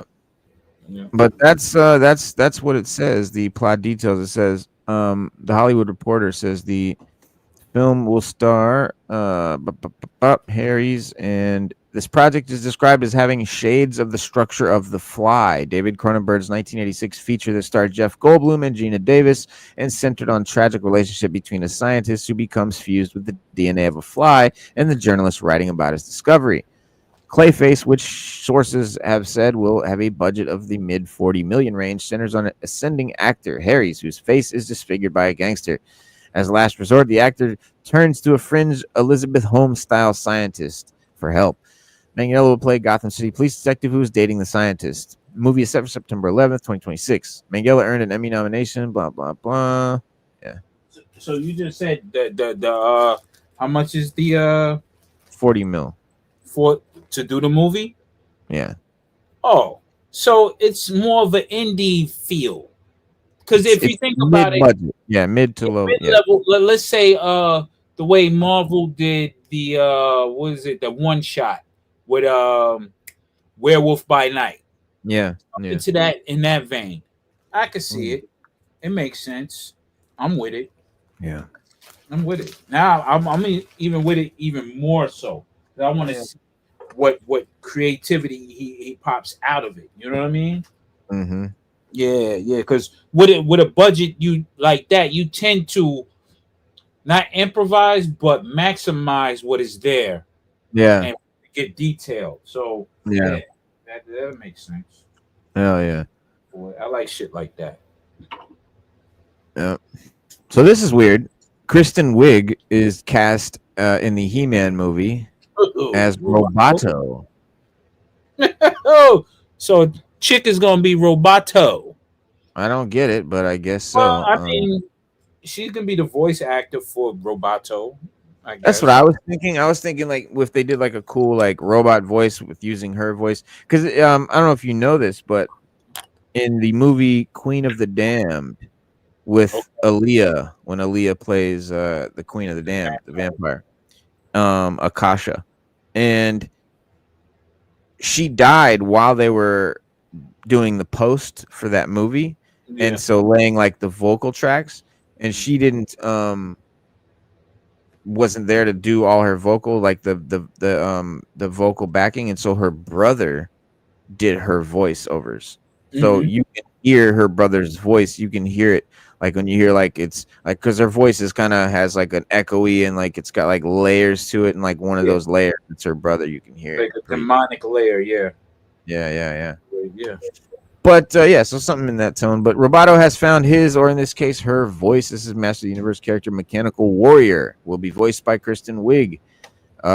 Universe now post production is based on the quintessential toy line that first launched in the 1980s and the popular cartoon of the same era, and centers on the character Prince Adam of Eternia, who, thanks to his power sword, turns into the muscular He-Man and is imbued with superhuman strength and abilities. With his assortment of allies, he defends the planet from the evil Skeletor and his armies. Leading the cast is Nicholas Gazantine as the sword-wielding prince and Jared Leto as Skeletor, and the evil sorcerer looking for secrets of the mysterious Castle Grayskull. So, I mean, everything that we know and love and remember from the 80s toys and cartoon is what they're saying that is going to be in this movie. But yet they have these weird race and gender swapping roles that I don't think really will hurt the any of the characters in any way. But they're already fucking up by making it start out on Earth and having Earth like exist, and like it needs to just fucking be on Eternia, period. But they want to make this, for some reason, He-Man has to come to Earth for a while and then go back to Eternia. I would say they needed to go and talk to Peter Jackson, because he did the most phenomenal thing when he did what, Lords of the Rings. Yeah. Everything was set in the setting that Tolkien had written. Yeah. He didn't say, he didn't start off with a kid in the bed. And let me tell you a story about the old, you know what I'm saying? He didn't start on Earth or nothing like that. It went straight to that world, which He-Man, you can do that. All you have to do is do it the same way as Peter Jackson, and keep it in that mystical world, and you'll have no problem. You don't necessarily have to have magical backgrounds and stuff. You can have the same backgrounds. Film it in New Zealand. Yes, that's all you need to do. You can do New Zealand if you need a desert. You can go anywhere on the continent of Africa if you They act like they got to make some alien planet with like fake plants and Earth. No, just make that shit in some weird, bro. There's so many places on Earth that look fucking alien. It's you not don't even have to leave America if you want to have the real talk. Nope. You go right to fucking Yellowstone and film some wild shit. Yellowstone, you got the desert in the Appalachian. Yeah, you got Appalachia. You got all sorts. Everglades. Come on, dude. You got everywhere. You can it's just mad wilderness. Come on, man. So yeah, I don't buy it. I think that the only reason they're doing it is because they know that a pure fantasy movie will never sell as much as a Earthbound movie. So then again, here we go. They're wrong. They're wrong. Peter Jackson proved them wrong on that too. Exactly. Simple as that. all you got to do is point to Lord of the Rings as the standard. Look, Peter Jackson did it. Why can't you? They just know. I mean, that's just it. They don't want to put forth the effort and the budget that Peter Jackson put forth. They don't want to go, to the lengths that he went to. They just don't want to put in all that effort. They want to do a lot of it on a green screen stage. They want to, they don't want to put so much into it. And that's just it. And it's a lot easier to do it where it takes place part on Earth and part on a green screen, and that's all they got to fucking do. It's basically going to be a fan service throwaway movie, and it's sad because like He-Man is old enough and popular enough they could make a serious ass, like you said, Lord of the Rings style fucking real deal fucking movie. Yes. And oh my god, that shit would be amazing. But they just steady treat it like it's some kid's toy, which it is. But like, what if you treated it like it was Tolkien? Exactly. Treat it like Tolkien. You'll get the rewards you want. You want that $1 billion movie? Treat it like Tolkien. You'll have your money. You'll have it like in everything. It's like GI Joe. It's like them GI Joe movies. Why do the GI Joe movies? Why is no one recognizable? Why doesn't anybody look how they look in the cartoon or on the toy? Why not? Like, how hard would that be? Like they kind of did it in the second or the third one. They like the one with Firefly. That's the one they kind of did. A lot of the characters starting to look sort of recognizable. Firefly was decent, but they they grabbed a lot from Sigma 6 and Valor versus Venom, those movies. Yeah, and I don't want that. I want 80s Sunbow fucking cartoon characters or the Hasbro 80s yellow O-ring fucking characters. That's it. That's all we need. And if you gave us that, bro, like, you don't have to do no Transformers crossover, bro. Come on, please. You don't have to do that. Like, I'm all for the Transformers crossover, but the only reason I'm for it, bro, is because it's the only way I'm getting GI Joe. I would be much happier with just a fucking straight GI Joe movie. Same here. Like, what the fuck? Why wouldn't you? You've given us a lot of straightforward Transformers movies, so why don't you give us some more GI Joe movies that actually count? Because none of the ones you've done so far count. They count as much as fucking Michael Mann's Transformer movies counted. Transformers fans, if you're a Transformers fan, right, and you fucking feel a way about Michael Mann's fucking Transformers, it's the same way we feel about the GI Joe movies as Joe fans. Yeah. And so, yeah, I mean, they just would, if they would just make shit look recognizable, because this is the era of the reboot. I mean, every fucking minute you turn around, there's a new reboot. Happy Gilmore reboot now. There's like every movie from the 80s and 90s is being remade. Every single fucking movie. Because it seemed that it's an anniversary thing too. Oh, this is the anniversary of coming up. I think we should do the movie for the anniversary. Yeah. What anniversary? The 25th, the 30th, the 45th, the 50th? Like, yeah, stuff like that. And I'm like, what anniversary? Which one matters? You're just picking a reason to do it because everybody's this nostalgia. First of all, it's popular because our generation is the last generation before the internet. Really, social media. I mean, not the internet. Social media.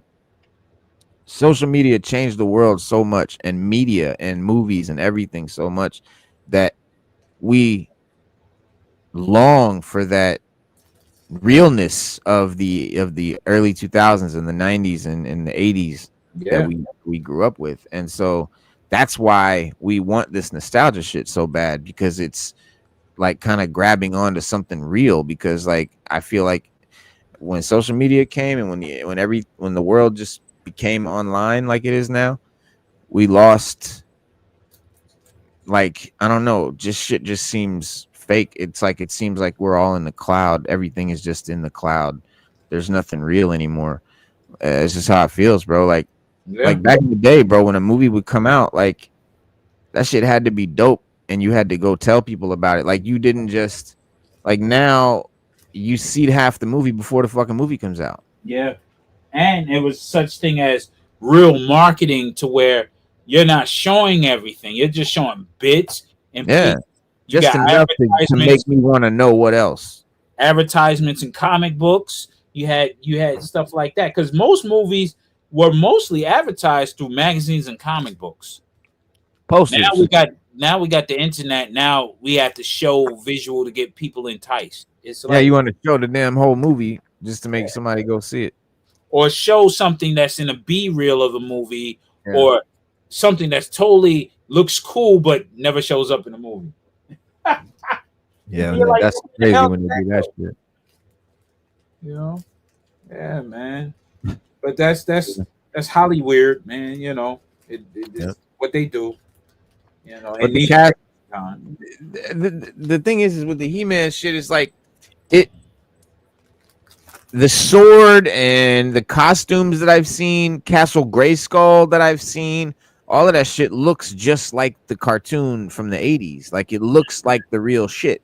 Yeah, And so that's the only thing that I have hope for, because like when I first read the synopsis, and the first thing I read was it starts out on Earth, and I'm like, oh fuck.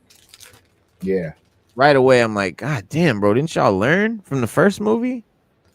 Like everyone hated the fact that you made it take place on Earth. yeah.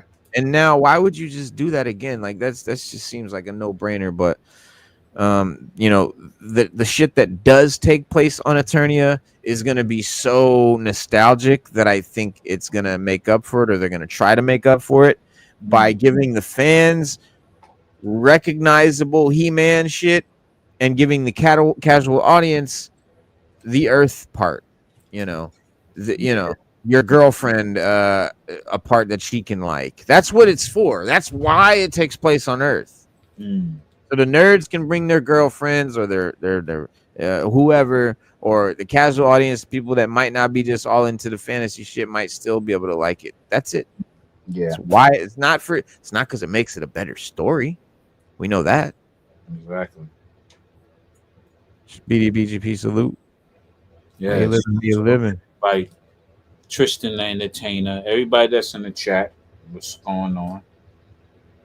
Or let me. Clayface is going to be similar to the Fly. If we see the detective, maybe Gordon is in the cameo. Let's hope. The Max guy played a police officer in one of the Saw sequels. Oh, that's right. Oh, Chris Rock's Spiral. yeah. Spiral. Clayface is most anticipated DC film right now because I'm a horror super fan. Yeah, if you're a big horror guy, Clayface is definitely going to be. If you're like a horror guy and a comic guy, yeah, I'd be super excited.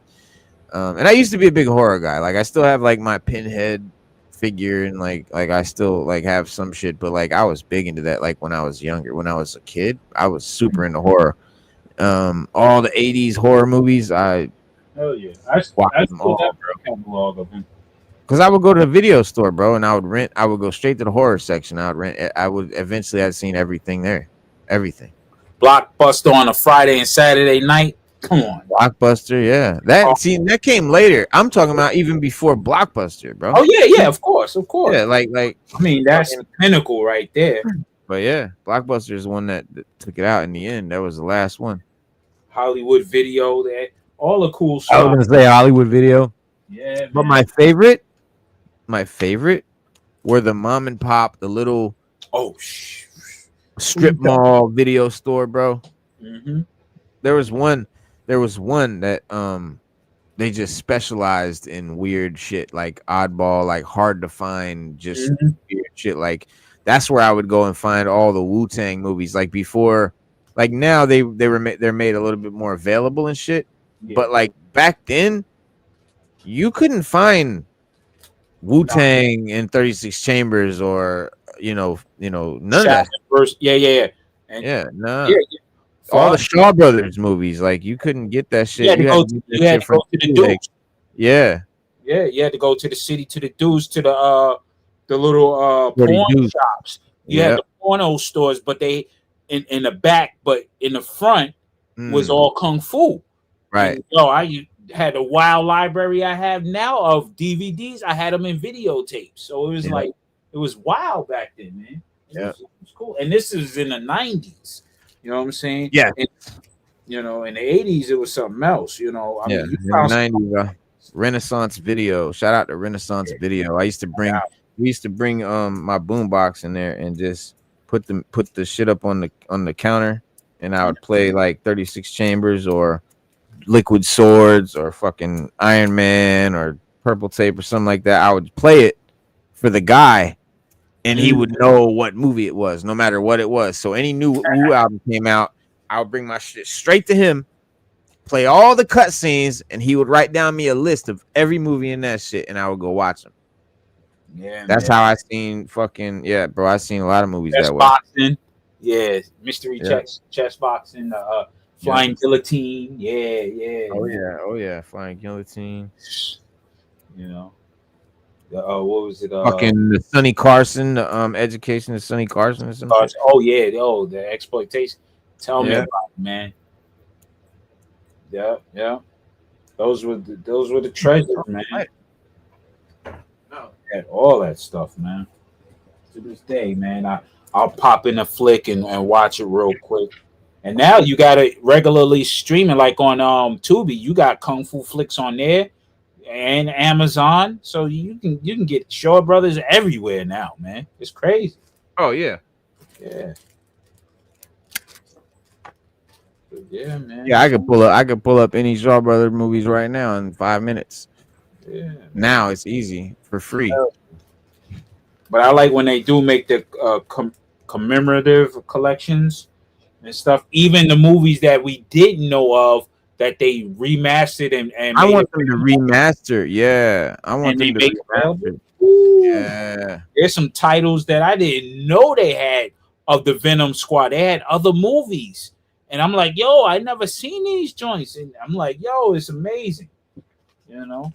So they because remember, if you ever see the documentary about the Shaw Brothers, it was like a close, like how Tyler Perry got his studio, but Yeah, think of it as yeah. a camp where Yeah. everybody lived on campus, and Yeah. that's all they did the whole time. So all these actors actually lived on the Shaw Brothers campus, and they Yeah. was banging out movies every fucking week. It was like and they were like it was like a camp, like play actors and shit. Yes, because they're all from the Cantonese opera houses. Yeah, these opera houses. Yeah. Yeah. Yeah, there's Tila. Mm-hmm. There's Tila and He-Man. So that's He-Man and Tila from the movie. And you can see He-Man's sword. Like I said, it looks right out of the fucking cartoon. Oh, they made Prince Adam wear Dockers and shit. What the fuck? He got some Clarks on though. Yeah, but I'm like, yo, his pants are Dockers or Pants something. are whack. And, but and he the got shirt some probably Clarks on. Ralph Lauren, of course. Yeah. Vintage. Yeah. And it's just so he can have the pink shirt like Prince Adam. Yeah, that's crazy. Fucking So they come back to Earth to get him because his mother is the queen that was from Earth, and she, to protect Prince Adam, she sent him back to Earth so he won't be harmed by Skeletor. I guarantee that's what it is. That's why it takes place on Earth, because she wanted to protect him from Skeletor and all the crazy stuff that was going on. But now, the sword found him. Of course, the sword is going to travel to Earth to find the hero, because the sorceress is going to say, find us a hero. And boom, boom, the sword disappears and goes to Prince Adam on Earth. Boom, they come and get him. Boom. It is, man. Yeah. Oh, there's a sorceress, and she is playing sorceress, which that works. I like that. I like her. Oh, yeah. Oh, girl. Marina Baccarin. Yeah, she's pretty. She's pretty. But she'll be a good sorceress. I don't need all that. But yeah, what else? Oh, well, let's get into this Hasbro shit before we, because I got a bone to pick. First of all, they give me I ordered Crystal Ball. No, let's start with the Rattler. Okay. I ordered the Rattler a year ago. All right. A little over a year ago. And about a month ago, they start shipping the Rattler. Well, a whole thousands of people got the Rattler a month ago. But thousands of people didn't get the Rattler a month ago. Then over the last few weeks, several weeks, actually it's been more than a month. It's been like 6 weeks. So they've been slowly shipping them out. I just got an email yesterday with tracking information saying that I'll have it Wednesday. Okay.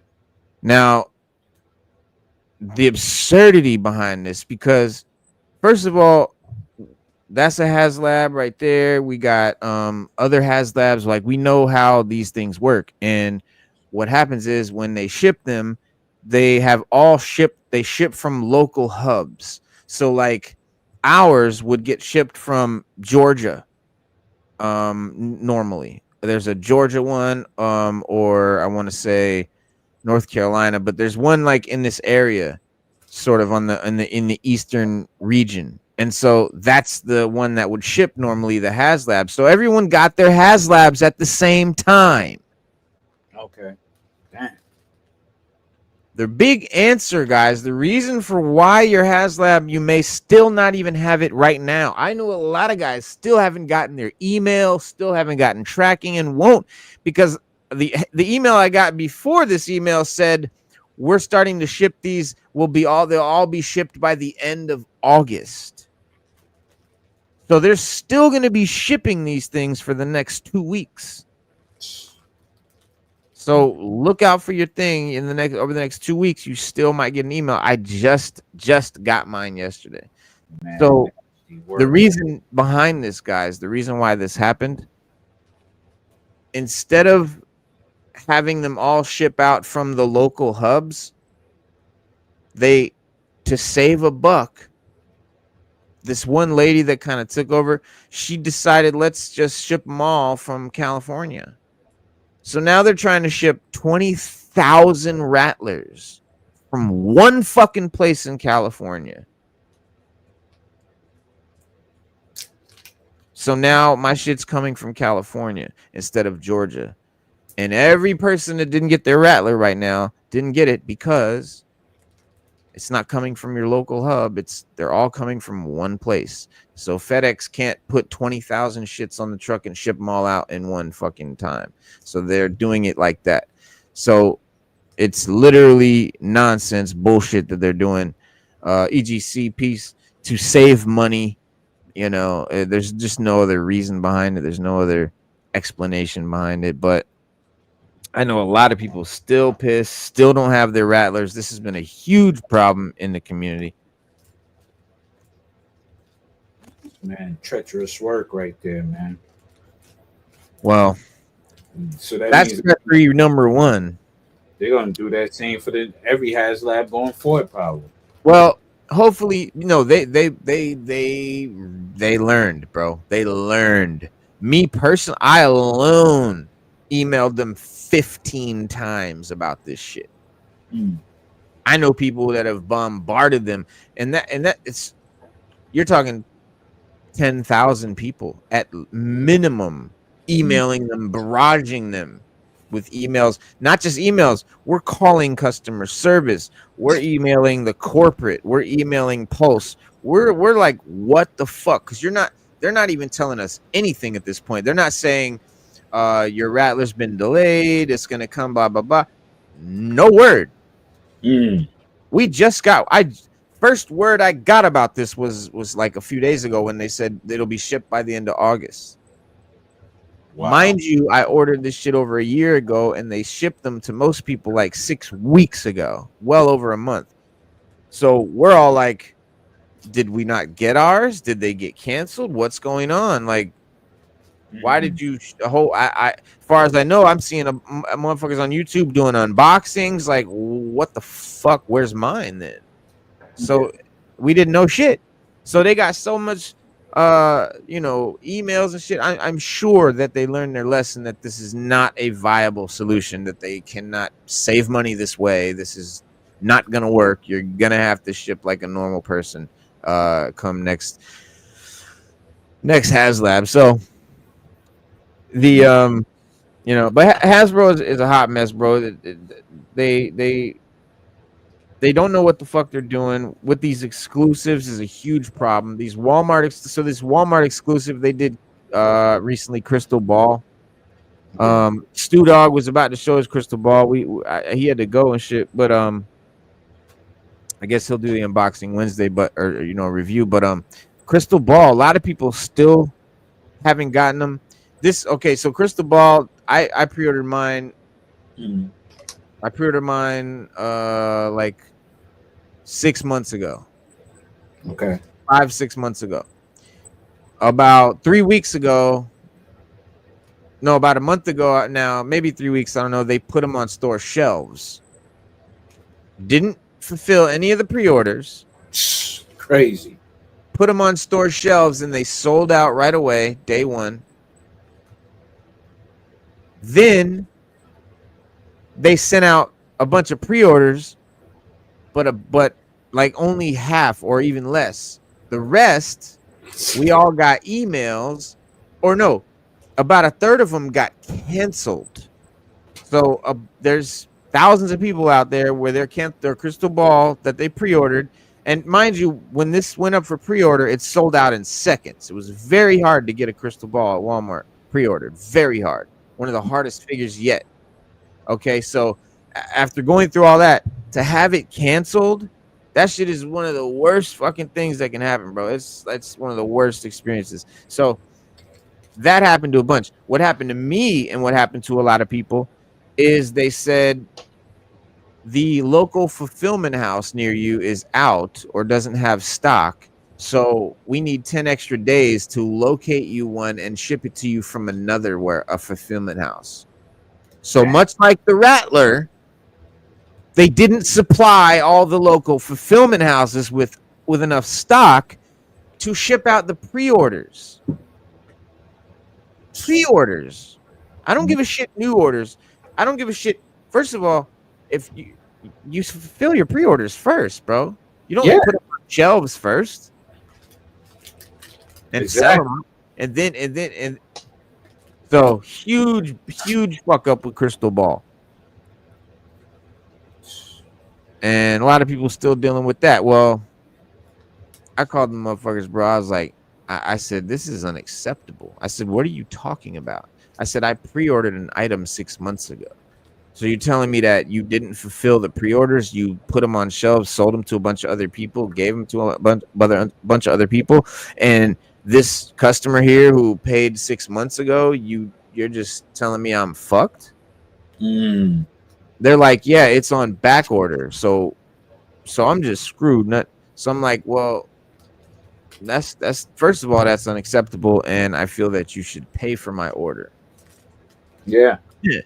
And I was dead ass, bro. I was like, and the guy was quiet for a second. I don't think he realized what I said. And I was like, yeah, I think y'all need to pay for my crystal ball order.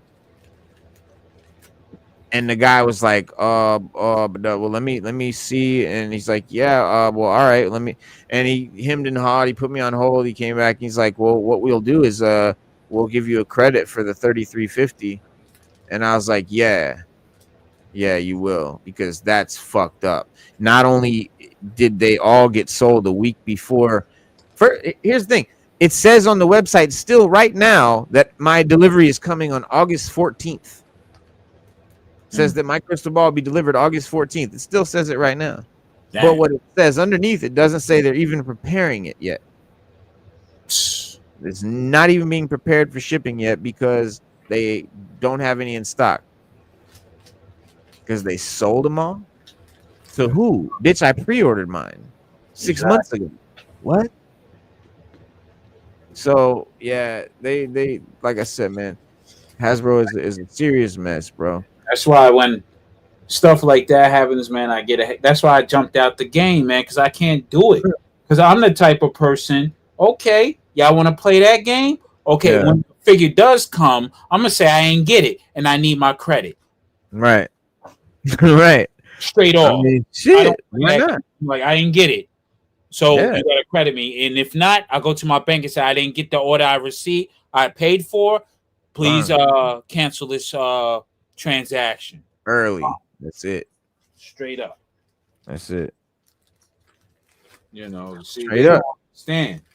They don't because a lot of people let them walk all over you. You're not gonna walk over me, dog. You're not gonna do any kind of way. I pay my money, dog. I'm a customer. I don't give a fuck that you're, that this ain't back in the day. I'm old school, and you're gonna run it like I'm old school. Because look, honestly, like, it's part of the game, it's part of the hunt, it's part of the excitement, it's part of the hobby, it's all part of it. I mean, I wouldn't have it any other way. It's part of like the fun of it, I guess, but it can be really frustrating, and I know a lot of people get really mad, and you know, it can be very maddening, and like it can take the fun all out of it. And like with the Rattler, like, you know, they say I'm getting mine Wednesday. Well, if that truly happens, it'll be great, but it'll be bittersweet. I won't be able to enjoy it as much as I would have, not knowing that everyone's had this fucking thing for a month now. Yeah. It's like Christmas time when you don't get the thing that everybody's clamoring for, and you don't get it, and you're the only one left out, but then you'll get it after New Year. Yeah. Too late Right. now. Everybody done reveled in the joy of having it and sharing Right. it. Yeah. And now Yeah. you don't have yours, but you get yours late, and then you be like, yeah, I got mine. Everybody like, yeah, we passed that. We on to the next thing now. Exactly. You're like, yo, what the fuck, man? And like, and for you know, for a YouTuber, like, you know, I can't do an unboxing Wednesday. I mean, I will, just because, but like, no one's gonna give a shit. No one's gonna be like, oh, let me go here to see what the fucking Rattler's like, because they already know. We've already seen fucking 15 unboxings. Like, and that's why, you know, that's why I try to explain to them, like, y'all sent all these things out. I said, and it's funny. I said, it's funny how all these big YouTubers seem to got their order. If they randomly, you know, if it was all random and shit, why did all these big YouTubers who give y'all a lot of advertising, how did they just happen to be the ones to get theirs? They're on our special list of Exactly. marketeers, because these YouTubers are classified that get these special packs and these figures early as their marketeers. They don't want to say, but they are their friends and marketeers. You know what I'm saying? That's what it is, man. And that's why they can never do a video like I'm doing now. They can never speak the truth about Hasbro. All those YouTubers that you see, they're shills. They have to kiss Hasbro's ass. They can't talk no shit, or the Hasbro will take it away. Exactly. And you know, I'd rather kick the truth to y'all than fucking be a shill just to get some free toys or something. Like, fuck out of here, bro. I'm gonna keep it a buck. How would I feel? I couldn't sleep at night. I couldn't, you know, I gotta keep it real, bro. And I know a lot of people on YouTube do that shit, and like, that's what you want to do, cool. But for me, I don't know. I don't respect shills. I can't be a shill. I don't think you can get any information from a shill. I think it's all tainted. So what's the point? Yeah, exactly. Everything you tell me, I gotta wonder if that's just for the money or whatever. Like, so come on. Yeah. Exactly. Exactly. But like I said, with the current HasLab, if you want to move into that category right now. Yeah, the Snowcat. Yeah, I do, because there is some shit. Oh, real quick. Yeah. Real quick. All right, cool. This so how many people are having this Walmart crystal ball issue? See, it says pre-order arrives August 14th. That's what mine says. And see right here, it says placed, and it doesn't say preparing or on the way or none of that. That's exactly how my shit looks. Crazy. He said, I thought it would change yesterday, but still stuck on this. Support feels scattered. It doesn't have to. Bold Dust puts chat. No, that's not somebody. He says, same. I had my order in when the pre-order went live. That's same as me. This is becoming a joke between Pulse, Target, and Walmart when it comes to pre-ordering anything. The only one that has ever been consistently reliable is Amazon. The only one that has ever been consistently reliable is Amazon. I'm having the same issue. A lot of people have the same issue. Walmart told me that from the date it is stuck on, they will keep trying to fulfill it for 10 days. After 10 days, if it hasn't shipped, they will automatically cancel the order. They said they are doing it from the fulfillment center. So stores are scheduled to get a certain amount, which is what people are finding in the wild. And it looks like the quantity sent to the center meet the pre-order demand is less than total pre-orders. The guy said that it is unlikely to pull from stores to meet the pre-order demand. You either gamble that you get the pre-order, or you gamble to find it in the store. The pre-order process with Hasbro, Target, and Walmart makes me think they are allergic to my money. I don't think it's time for retailers to completely eliminate doing pre-orders because it's not getting any better. If they don't know jack shit about how much they will, or how much or how many they'll be getting, the customer service is useless. Just get the things in the warehouse first and then put them online orders in stores. Yeah. Yeah. I don't know, man. I think this is my thing.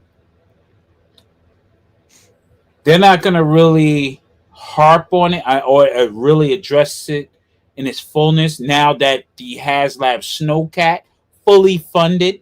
Now, if that Snowcat didn't fully fund, then they would have to address all the issues. But now that Snowcat funded, they really don't have to answer to that issue. They'll put out statements here. Like, okay, they would have to come out and address it. Like Lenny and them would have to come out and address it. I mean, what's her name? Emily. Yeah, Emily. She would have to address it, because they're the face of the brand at this point, far as marketing and stuff like that, and talking to the people. So they would have to come out and address it and say, hey, rest assured, this is what's got to happen and this is what's happening. They have to let you know, because there's more than enough people to address it. But since the HasLab funded, they're on the high note because it's fully funded. They really don't have to address the other issues. They'll say, okay, they did that. Now they can wait on this, or we can put out a little press kit on it or a little tweet about it. They don't have to fully come out. Now, if the HasLab didn't fund, then they would have to address the HasLab, address the issues on shipping and everything else with the Rattler, as well as the crystal ball. But since that's now, hey, everybody's on a high because the HasLab funded. Everybody's on a high, but this is the issue. I don't know, bro. I don't think everybody's on a high. People are pissed right now, bro. We're not the only video doing this. Like, a lot of people on YouTube talking shit. A lot of people on Instagram talking shit. Like, they're in hot water. Hasbro has not been let off the hook by the fucking Snowcat funding, bro. I promise you. People are pissed right now. That's why we're doing this video right now, because people are fucking not happy. Like, they have fucked up left and right. And to bring up the Snowcat, that was a fucked up campaign. Like, that shit barely funded because they didn't tell anybody shit. Lenny comes out and he tells everybody that the goddamn thing is too small for a HasLab. First of all, remember this? Like, there was a video. I was like live. He came out. He said the Thunder Machine and the Snowcat are too small for a HasLab, and then they turn around and here comes the Snowcat as a HasLab. But what they don't do is they don't fully explain to people that this is not the smaller version that you would that they, because they were talking about the toy that the 80s toy Snowcat was a smaller scale to the Joes, like when you stood a GI Joe figure next to the toy Snowcat, he was smaller than the cartoon. When the Snowcat next to the Joes was huge. The Joes were a lot smaller next to the Snowcat. The toy, it shrunk it. So that version would have been too small for the HasLab. So what they did was they made the cartoon scale, like as big as it was on the cartoon to the characters. That's how big the HasLab version is. So it's actually a bigger vehicle than the toy one was. Like, if you compare it to a Vamp, it's going to be bigger than the Snowcat was to the Vamp in the 80s version. So by doing that, they made it now possible to make it a HasLab, but they didn't explain to everybody that that's what they were doing. And I saw so many people, because they did mention they told we're making the bigger version, but like, if you didn't see that exact fucking footage, that was the only time they said it. It wasn't in advertisements. They never talked about it. It wasn't on the fucking HasLab page itself. That shit should have been everywhere. It should have been on the HasLab where you order it. Like, it should have been, this is the bigger version, blah, blah, blah, blah. Like, it should have all been fucking there in writing, but they didn't do it. And I'm telling you, I saw people in the comments. I saw people on Instagram. Everyone was like, oh, well, now all of a sudden they're making this HasLab. Well, I hope they make the Thunder Machine now, since they said they're, the Thunder Machine is like a Trans Am car. It's like a modified fucking Firebird. It's a car. The Snowcat is a huge like tank shit That's like a big ass snow vehicle that was way bigger than a car.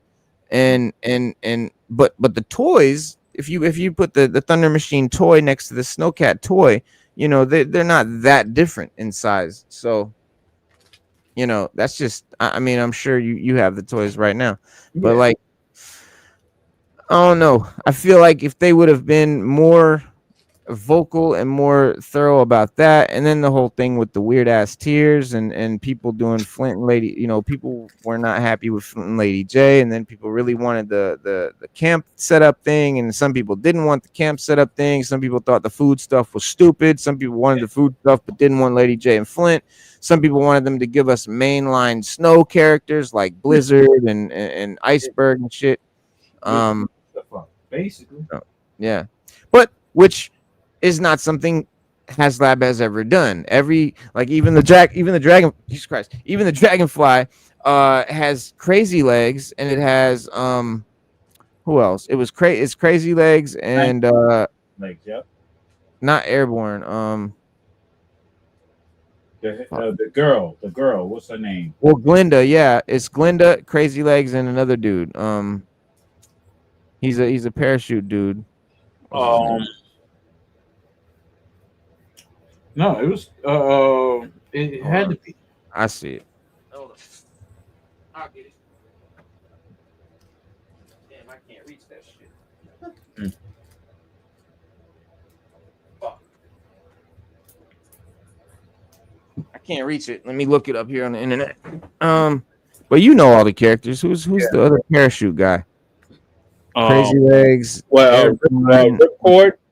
Ripcord, that's who it is. So Ripcord and Crazy Legs. So they gave us a Night Force version of Ripcord and Crazy Legs, not the mainline version. So, and Glinda's a comic book character. She's not from the cartoon, and they never made a toy of her before. So, like Argentina, they did for Argentina. Okay, Argentinian O-ring, yeah.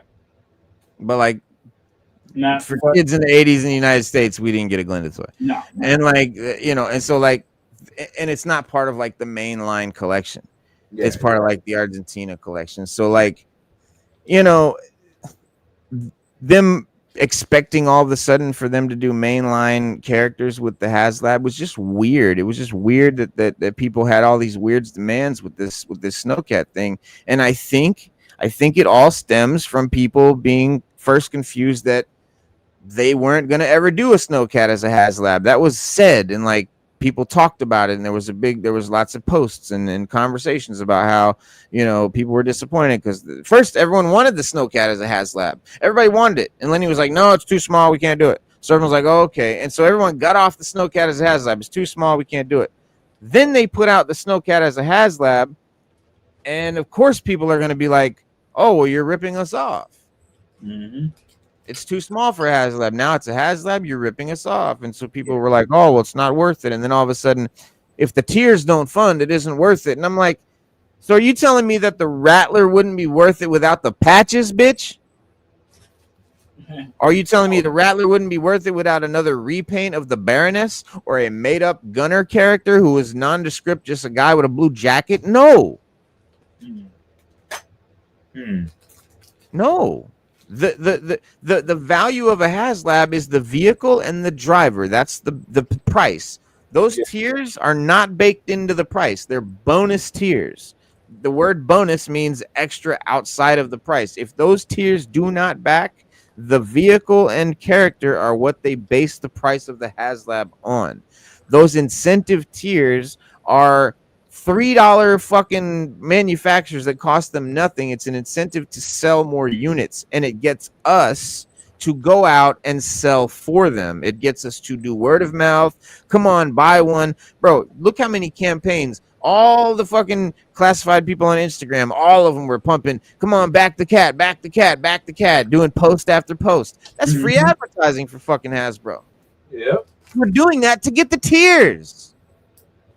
Yep. That's why they're there. So if they don't fucking fund, I don't care. I would never buy a HasLab for the tiers. Never. I didn't buy the Dragonfly for a Glinda or a Night Force Crazy Legs, bitch. Okay? And I wouldn't buy the Rattler for a repaint of Baroness, a gunner I don't know, and some patches that I'll never use for anything ever. Don't need no stinking patches. You know what? I'm gonna put them patches on my Cobra Kai jean jacket. Fucking. Because I'm gonna use. I mean, dog. Just as a joke, bro. Because like it's a joke. Why do they give us those goddamn things? Like, But who thought that was a good idea? But I have my theory. We spoke earlier The off bomber camera jacket. Oh yeah, yeah. on how and why it funded at the last minute. This Oh is yeah, my theory. yeah. What's your theory? Bust it. My theory is they use bots. I believe they used bots because the numbers Like they faked how many sales they got. Like they didn't get as many as they say they got. Yeah, exactly. It's like, or they just say, "Hey, we're going to give extras to our special friends that can sell it in another way, in a different way later on down the line." Now you think if they have like scalpers that sell shit on eBay, and then what those people like give Hasbro some of the money?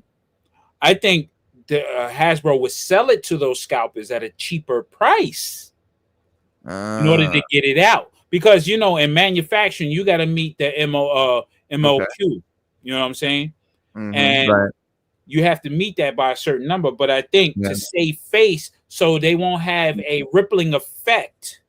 Because look, if the HasLab didn't fund the other tiers, that would cause a rippling effect, where saying, okay, the HasLab is not what it seems to be anymore for the average Joe person. You know what I'm saying? You think it would hurt future HasLab sales? Yes. Because now if they decide to put in a mortar or let's say what you call it, ammo depot or something like that as a tier, people will be like, nah, that's the same thing you did before and that didn't fun. Why you know what I'm saying? So they don't want that to repeat.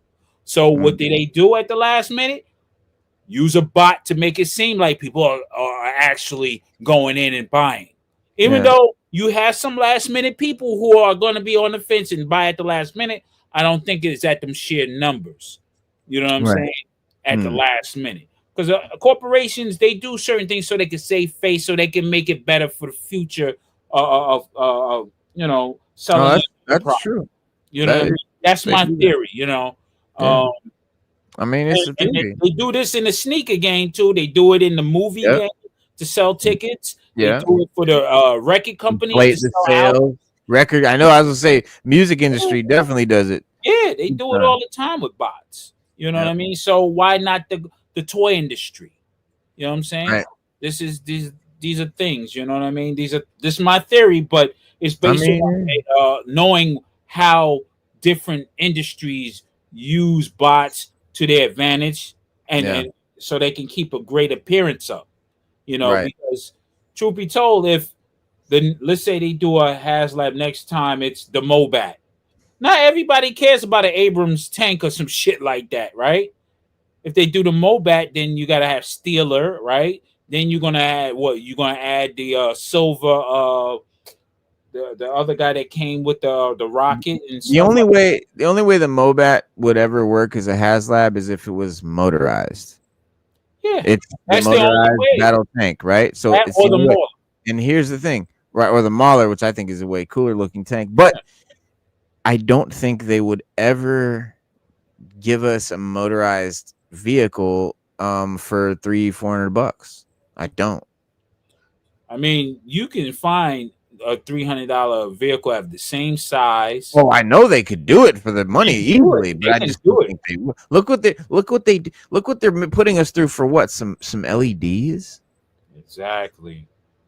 Now, I do want to bring up but I want to bring up something. So there is a cool thing here with the Snowcat that I am happy about.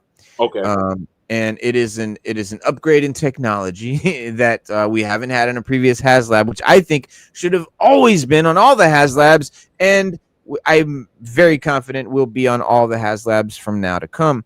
But what they're doing is much like they've done in the Ecto 1, is they're getting a USB cord, so you can plug your Snowcat into your computer, so the lights can always be on. So it can really display on your shelf, and you're not, wasting AAA batteries trying to keep your lights on the shelf. Because that's the thing. I got batteries in the fucking Dragonfly, but when am I gonna ever turn those lights on? When?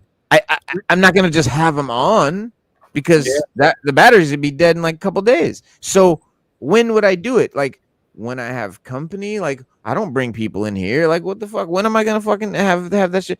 Only way it makes sense is to have a USB cord that keeps it plugged in so the lights can stay on. Like there's a lot of little toys that do that. And they got that idea not from the remote control cars that nowadays you can USB charge them, but they got it from Ramen Toys when he started doing the other stuff that they wouldn't do.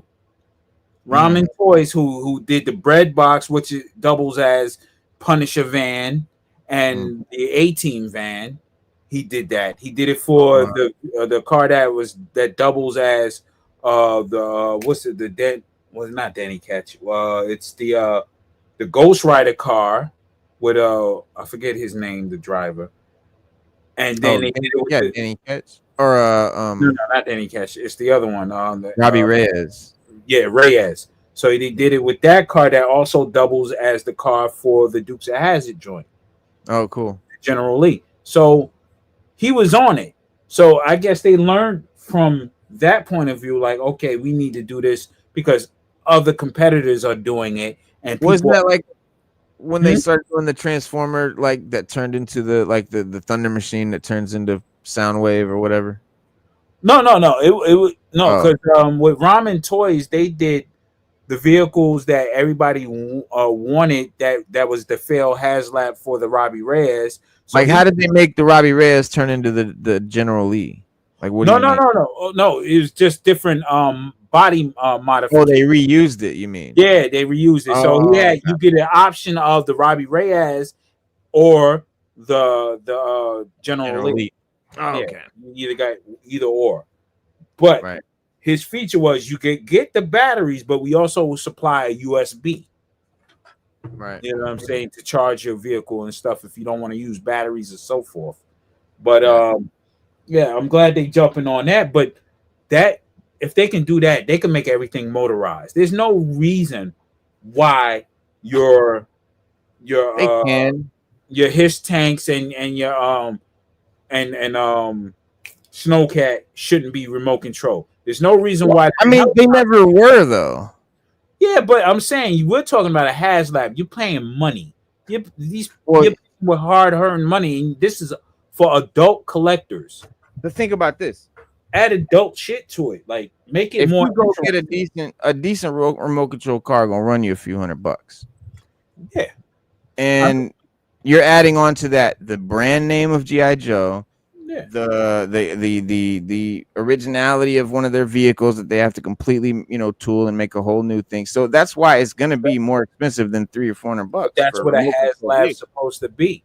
A HasLab supposed to. But I'm saying they want to keep it at the price point of $300 or $400, and I think that if you are making a remote control car at the base, that's already gonna be a few $100, and then you add the G.I. Joe shit to it, that's gonna bump it up to at least like $500-$600, and then it's like.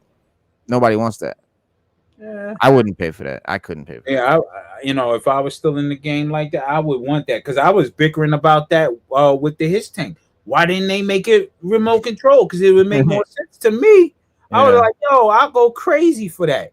I mean, I get it, and like it would be awesome.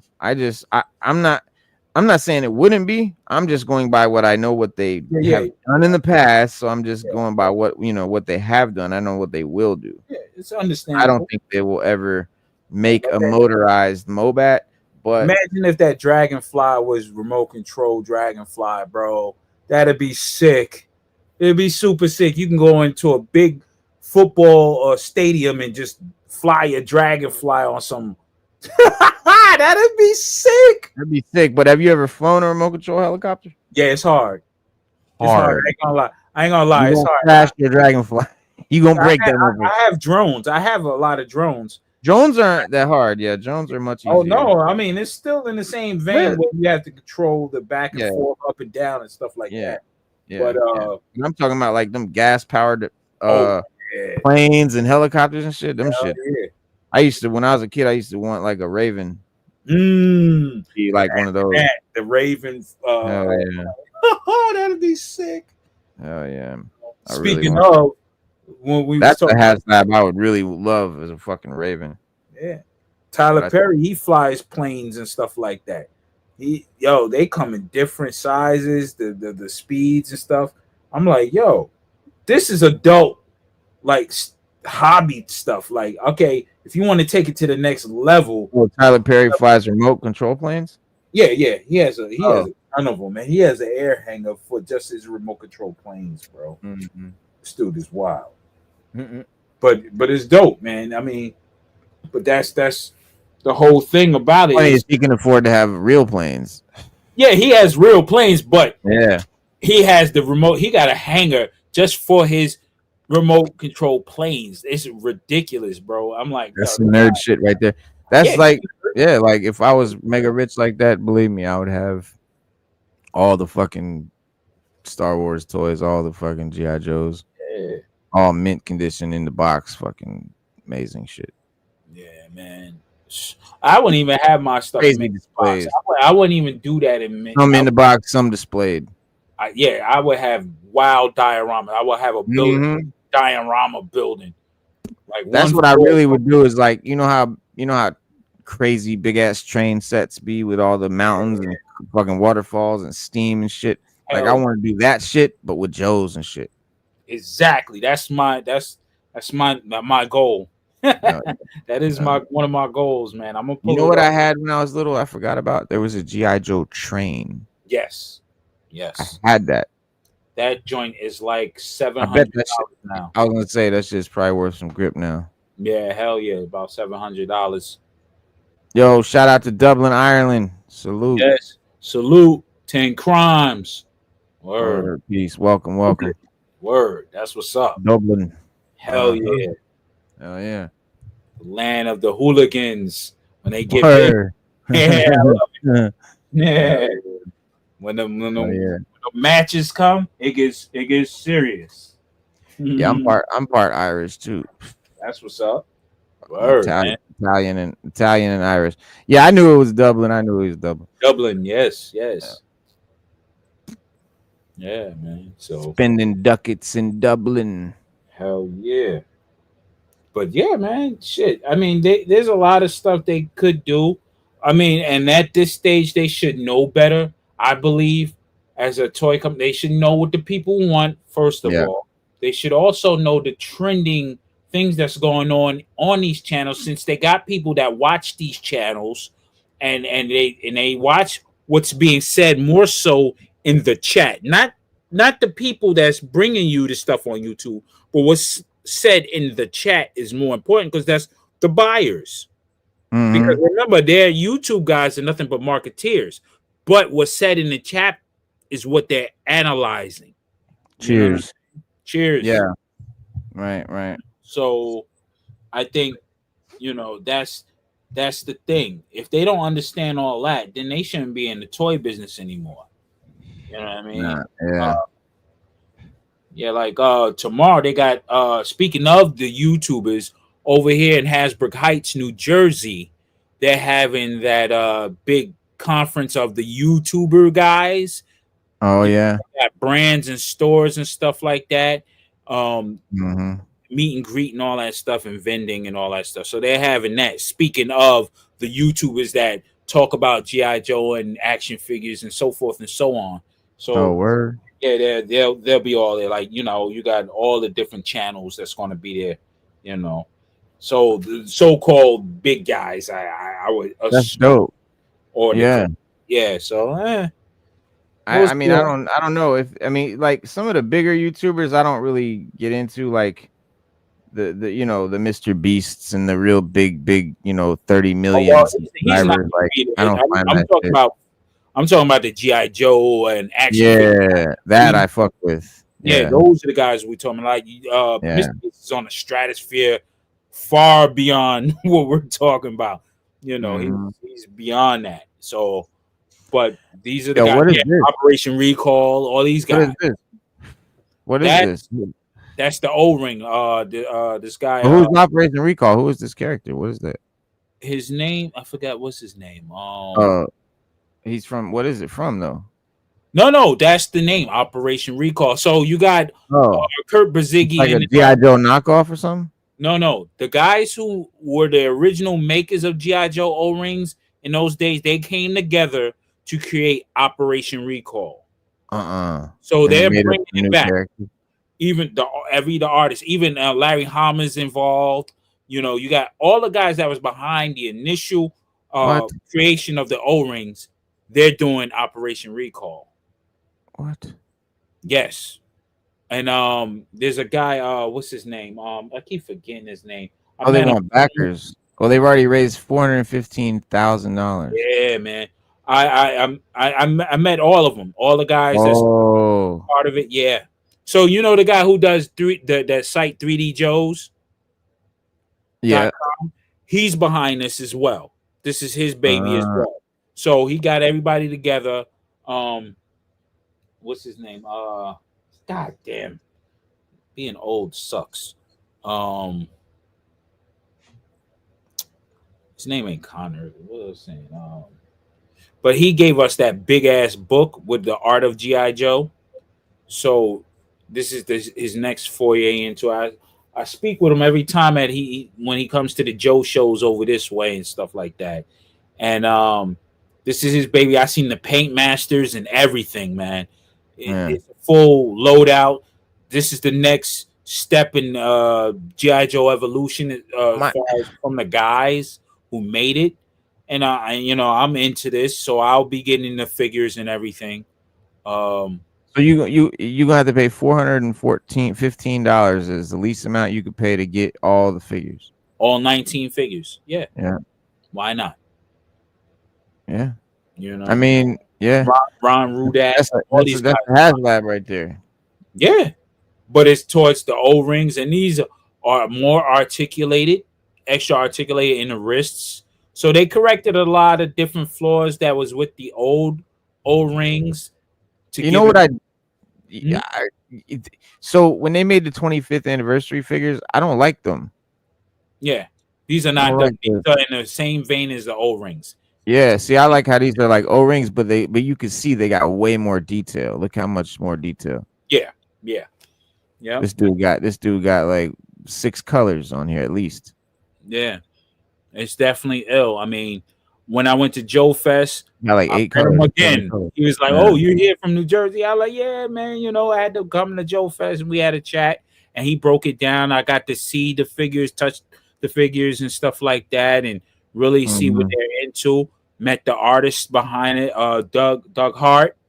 Yeah. You know what I mean? I'm just afraid that they'll have too many silly figures and shit. Like this dude, what does he got on a seagull on his fucking? I mean, you know, it's not really silly if you look at it because these. I don't know. You know, I think of it as where they left off in '94. See, I didn't go that far. I stopped fucking with those in '89. To me, they're picking up where '94 left off. They're omitting everything from '94 to 2006, and just because those guys wasn't really on it, they was there up until '94. A lot of those guys, so they're starting from that point of view. So I mean, it's pretty dope, man. I have everything, man. And if you look at the backgrounds, it's the same art. Doug Hart's art, same art as GI Joe. Yeah. You see what I'm saying? That's why they called it Operation Recall, a recall to the original GI Joe O rings.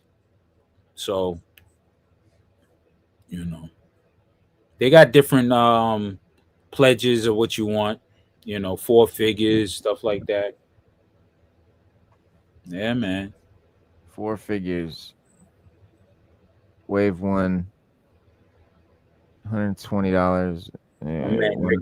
Figures. Few pints, few beers. See, like, we're having a couple pints. Hell yeah. Having some pints in the pub. Word up. Fucking hell yeah. Fucking wave 1 includes breacher, urban intervention specialist with a canine. That sounds cool. Damselfly, an enemy aerial assault trooper. Mm-hmm. Cadaver, a silent infiltrator. Soul Eagle Guerrero, Mhm. luchador soldier. Oh, Yeah. that must be this guy here. See, Hmm. I need to see these characters. That's the thing, bro. I don't know. I Yeah, just you gotta go I to don't their know these website. characters. You Yeah. gotta go directly to their website. You see the designs, the breakdowns, and everything. Oh, they should have that shit on the Kickstarter, man.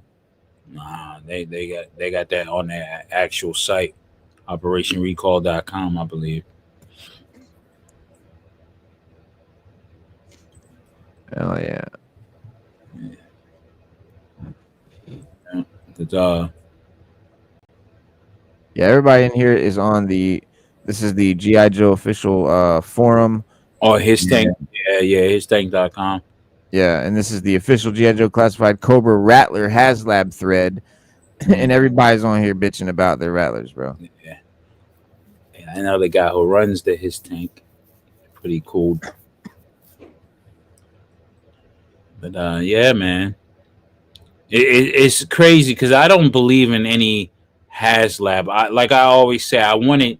The best they should do is have it um as an exclusive or a pre-order on their site. Why go all out for HasLab when you can do the same thing? Just pre-order this stuff.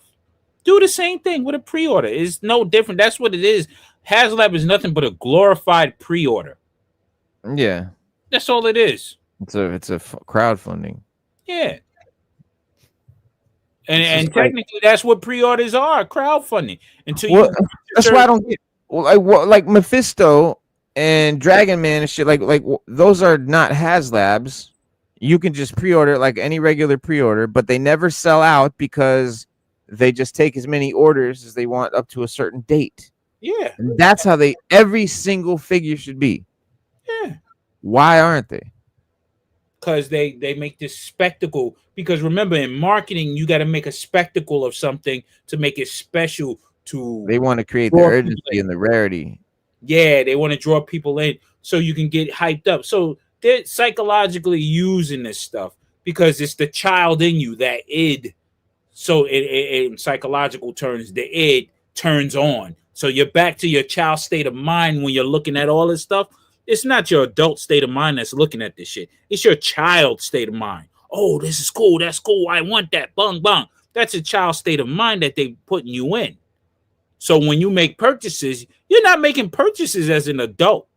Now, when you sit back and say, hold up, I ain't going to make this purchase. Now, that's the adult speaking in your mind. But if you go and impulse buy straight off the top, that's the child in you. Like, I got it. I'm going to get it. Bang. Not knowing that, hey, yo, I got to pay my car note. Why am I, you know what I'm saying? Then you snap out of it. You know what I mean? But well, yeah, they're speaking. It's called urgency. Doug Hart. In sales, they create urgency. Yes. Yeah, there's Doug Hart. Yeah, it's called creating urgency. Psychological, sort of psychological attack. Yeah, I view it as. well, that's why they have like, for instance, Cold Slither sold out in like seconds, but right now that shit is up for pre-order, still not sold out because it never did sell out. Because that's what they'll do. They'll be like, "Oh, it's sold out." No, it didn't. You're just trying to make the hype so that when you put them back on, they do sell out. Now check this out. I'm gonna give they you. Don't do that shit. Like if they don't let them sell out, like then the bitches they won't sell as many. They'll sell more if they make them sell out and then come back and sell out and come back and sell out and come back. They sell more doing that. So now when they do those numbers at a certain point in time, then they can go after show the sell sheets to the board, to their investors, and say, look, this is the dramatic influx of what we did in this quarter. Right. I'm saying that's how they play it. There's a back end to it too that they gotta, they gotta play off because they gotta please their investors for the most part. Right. And they gotta look like they're doing something. They can't just say, we're gonna put it out there and sit. They gotta be actively, as employees of this company, act like they're really doing something so they can keep their jobs. Yeah. So they gotta add things, take away things, or add drama so they can have, oh, look what you know how they say bad publicity is still good publicity. Yeah. They still have those projections on their when they sit down at their quarterly meetings or whatever, and they say, "Hey, our views have spiked up on our GI Joe and on videos pertaining to our product. Look at the views on negative or positive. It doesn't matter. They're looking at the views. How many eyes are on this? You know what I mean? How much influence that we gathered from this? How many of our marketeers had gathered the masses? And what can we do to increase that later on?" Yeah. Yeah, it's all business, man. At the end of the day, they don't care about the feelings of the customers. They want to manipulate your feelings to get their desired result. They don't care what you. Well, that's how marketing is. That's Yeah. exactly right. That's what they do. They know Man, I that. wish these things wouldn't go so fast. Why are they going so fucking fast? I don't know. Why don't you fucking stop? I want to see the shit. Goddamn. I can't look at them. That's the thing. Yeah. I want to see them, man. Some of them don't look bad, but I need to be able to look at it for more than half a second, bro. I don't know why it's going so fast. Like everybody can't clamored for a hooded Cobra Commander. Everybody from day one want a Yeah, they're making them. They'll make them. But they should have been done it. But they're gonna keep that carrot in front, so you can keep purchasing everything else before we get to that Cobra Commander. That carrot is always going to dangle. Emily just talked about it the other day. Yeah, they gave you the battle armor Cobra Commander. Then they're gonna give you the other Regal Cobra Commander, the red one. They're gonna give you that one to match up with the Baroness and the twins, and then they're gonna give you the red version of the Range Viper that came with the set with the Baroness and Cobra Commander, because I have it from Val versus Venom. I have the set. So they're going to give you all the Cobra Commanders they need to give you.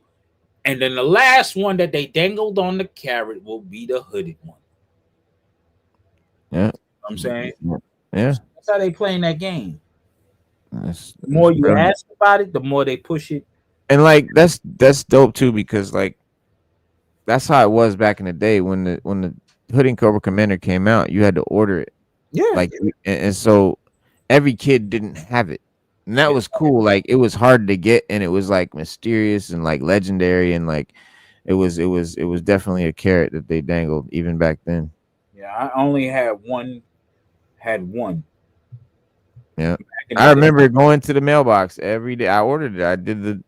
I got mine through a trade. I didn't do the mail thing. I ordered it. Yeah, I put the proofs of purchase in the mailbox, all that shit, and I kept going every day. I went to the mailbox, and of course, that shit took like 2 months.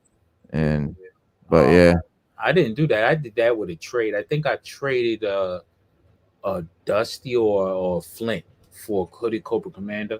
Wow. Yeah, that's how I got mine back in the day.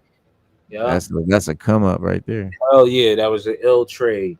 And then after that, like now I got like 5-6 of them. Yeah, it's crazy.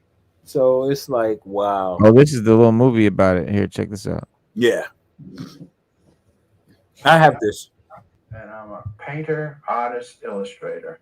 I'm Ron Rudet, and I was a designer. I'm Kirk Bazigian, toy marketing expert. Hi, I'm Bill Werkline. I'm a commercial sculptor, and I worked on G.I. Joe from about 1983 to 1990. I worked on the Joe line from 1981 to 1987. I was the original G.I. Joe brand manager from 1982 to approximately 1986. And then again, I returned to the brand in 1988 and stayed with the brand as a VP of Boys Toys Marketing until 1996. I produced over 70 figures. I'm not sure if it's 71 or 72, but I'm pretty sure it's not much more. I think I was responsible probably for doing about 120 figures. So I started in 1984, and I started doing My Little Pony. And then by 1986, and then right up to 1999, doing the 3 3/4 figure illustrations. I cannot lie about what I did. I was paid very well to play every day. I actually enjoyed my work. The opportunity to work with Carson and having his Carson is a name. through. Wow. Gave me an opportunity to interact with a number of original G.I. Joe creators, including, Ron Rudat, Larry Hama, Doug Hart, and Bill Merkline. It was fun working on Rotello, and I really enjoyed that because it brought me back to, 1982, and just the whole feel of it was actually pretty nice. It doesn't get any better. I mean, Doug Hart is one of my doing them again. major influences, man. Doing them my way. These dudes were old back then. Yeah. As soon as this project come to fruition, I feel like totally rewarded. I mean, it's just brought back Like older so guys. many memories. Yeah. These are my technically my artistical heroes, man. Without these dudes, man, I wouldn't be in my industry as an artist. And knowing how it will touch For real. people's lives. Yeah. So, to all you Frank Frazetta is my guy. this Frank is your Frazetta, yeah, him too. Yes. Yep. is your challenge. Put the original Oh, G.I. yeah. team of creators back together again. No, we're here already. I mean, we're ready to go. I mean, and we have everybody, the talent. I got that one autographed by Doug Hart. It would be perfect. I would certainly enjoy it because, as I said, clay has always been play. That's what's nice about these figures is they will be sculpted by the same sculptor who did G.I. Joes back in the 80s. They will be decorated the same way. And they were Paint master they showing you right there. look really forward and not the same old, This will be something totally new. They say you never can go back, but it looks like we're going to go back a little bit. Wall, bro. Look at this wall. Look at that fucking wall. Bro. He got everyone. I'm wigging out here. Look at the wall, bro. Look at that wall.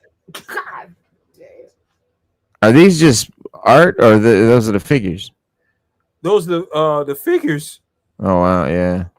Like you could tell some of them are too. Look, there's Crystal Ball, there's Falcon, there's Dress Blues Gung Ho, there's that's Jinx. Fucking I could tell a lot of these.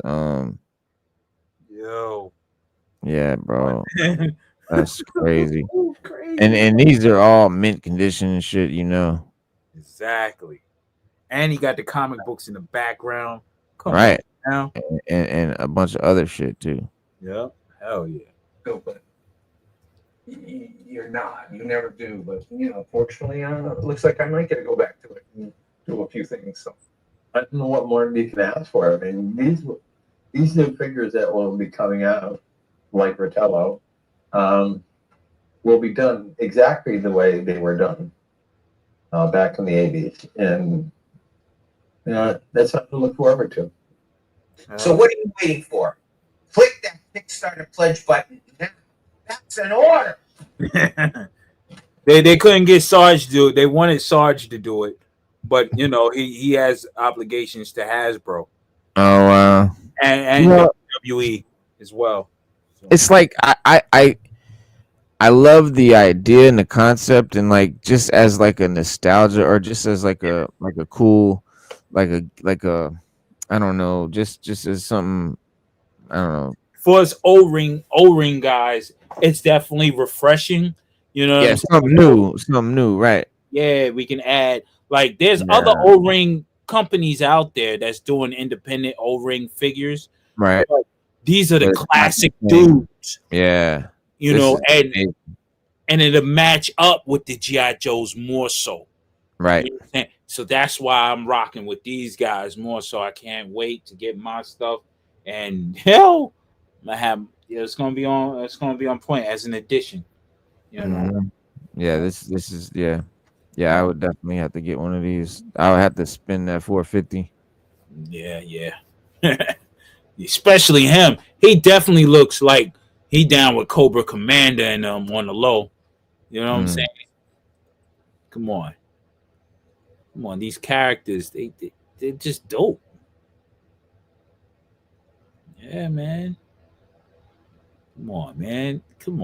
Yeah. Yeah. It's gonna be wild, bro. It's gonna be wild. Yeah. Yeah, but his name, the guy's name is Carson. He definitely put it together with these guys, you know. And he's a GI Joe historian as well, as far as the O rings. I see him at Right. every New Jersey GI Joe show, but he couldn't do this one because he had to do something with his house and stuff. But this past show we had on the what was it, the 10th, was it, or something? Yeah, on the 10th. No, it was the 9th, I believe. They had a show. We was out there, bought some GI Joe stuff, and yeah, man, it's gonna be heavy. Yeah. Some heavy shit, man. Yeah. Hang on, I'm trying to get some up here for y'all. Okay. Boom. All right. General Mortafero. Yeah, General Mortafero. I can't wait to get him. He got two versions too. He has that version, and then there's the unmasked version where he has the skull on his face. Oh, word. Yo, painted on his face. He looked crazy, man. Does it get bigger? Did you see it get bigger? A little bit, yeah. Is it moving around and shit? Yeah. Okay. Yep. So if I make it bigger, you see that? Yep. Okay. Mortafero, yep. It says it is believed that General Mortafero was a wanted war criminal from one of the Balkan splinter states who purged his records with a stint in the French Foreign Legion. He later found work as a mercenary in Central America, Africa, and Golden Triangle. He found his niche in Orthus. That's their cobra, or Othrus, and had a meteoric rise through the ranks as some attribute to his competition's elevated mortality rate. Mortafero is a ruthless tactician who won't stop at nothing to achieve his goals. They say his cruelty in victory and merciless in defeat. He rewards success lavishly and punishes failure with draconian brutality. So I'm guessing he's like their Cobra Commander. He's Cobra Commander and Destro in one. Right. Yeah, exactly. Yeah. He's like what you call it, Destro, Iron Grenadiers. Yeah. Yeah. Yeah, I can't wait to have him as a challenging force against Cobra, or trying to control the world. Yeah, trying to control the world. That'd be or they're going at it, or Iron Grenadiers and them team up and shit or something. Yeah. Yo, this is Rotello. This was the guy he was talking about. Rotello, the guy was the guy with the mustache was talking about. I forgot his name. Yeah. Rotello and Homer. So his name is Kirby, Theodore Kirby. He's a military high-tech communications primary military specialty is high-tech communications, secondary military specialist, anti-cyber warfare specialist. Birthplace Manhattan, Kansas. And they always did some fly shit like that. Manhattan, Kansas. Rotello was tapped from the 12 CEWs. This is I just can't tell what this is. From the 12 CEWs, I guess. I don't know. Detachment to oversee secure comms over tactical radio net in the field and extrapolate hostile jamming and penetration of computer resources to prevent hacking. He started out as a infantry RTO and rose to 25C radio operator maintainer before qualifying for advanced NCO training at the Army Signal School. After completion of the Basic Airborne Course SAC, at Fort Benning, he spent a year attached to the 918th Cyber Warfare Battalion and then another teaching at Cyber Support Training Center in Fort Irwin. Larry Hama is wild, man. Who writes this shit? Larry Hama. Larry writes this stuff, man. He's wild. He's detailed in everything, man. I didn't even notice that the bottom half is shit too. I thought it was another language like they be doing. Oh no, they're going straight traditional GI. Oh yeah. Rotello is the third generation military, so instead of learning his ABCs as a toddler, he learned his Alpha Bravo Charlie. He took his computer science class in high school because he was interested in gaming and became fascinated in programming. Family tradition and a sense of obligation to his country led him to enlist. Man, they going all in. Let me go back and see what his other shit said.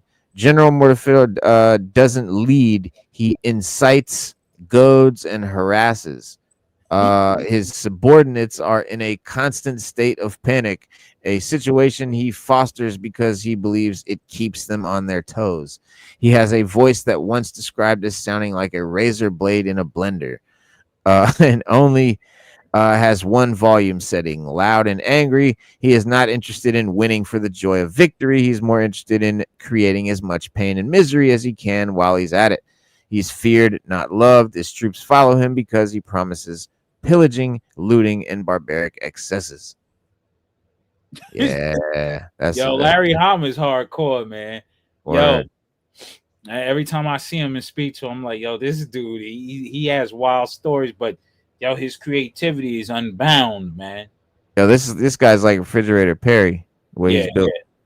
Yeah. Yep. Huge arms, Soul Eagle. So he's the Latino. He's from Puerto Rico, Guayanilla, Puerto Rico.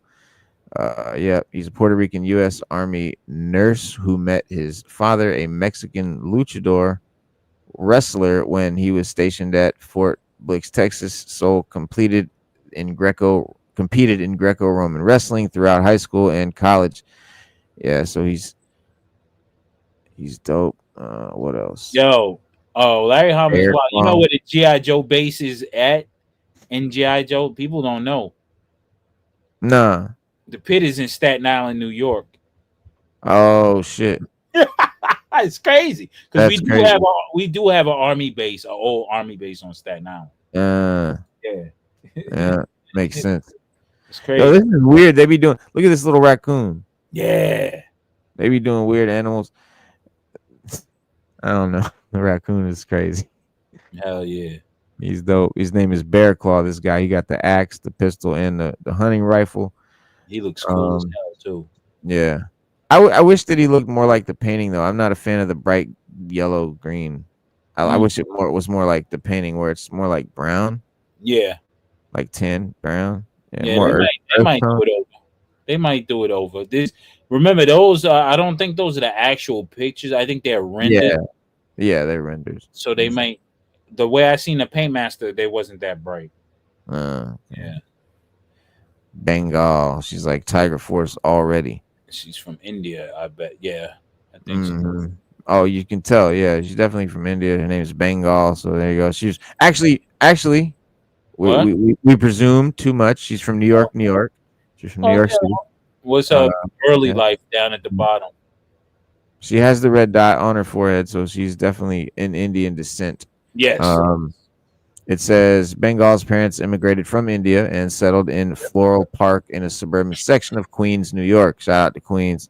She graduated from Stuyvesant High School with honors in math and got her BS in psychology from NYU, for she enlisted in the Army. Although she qualified for COS, she preferred to stay in the enlisted ranks. Her marksmanship skills were noticed in basic training infantry. So she's a sniper.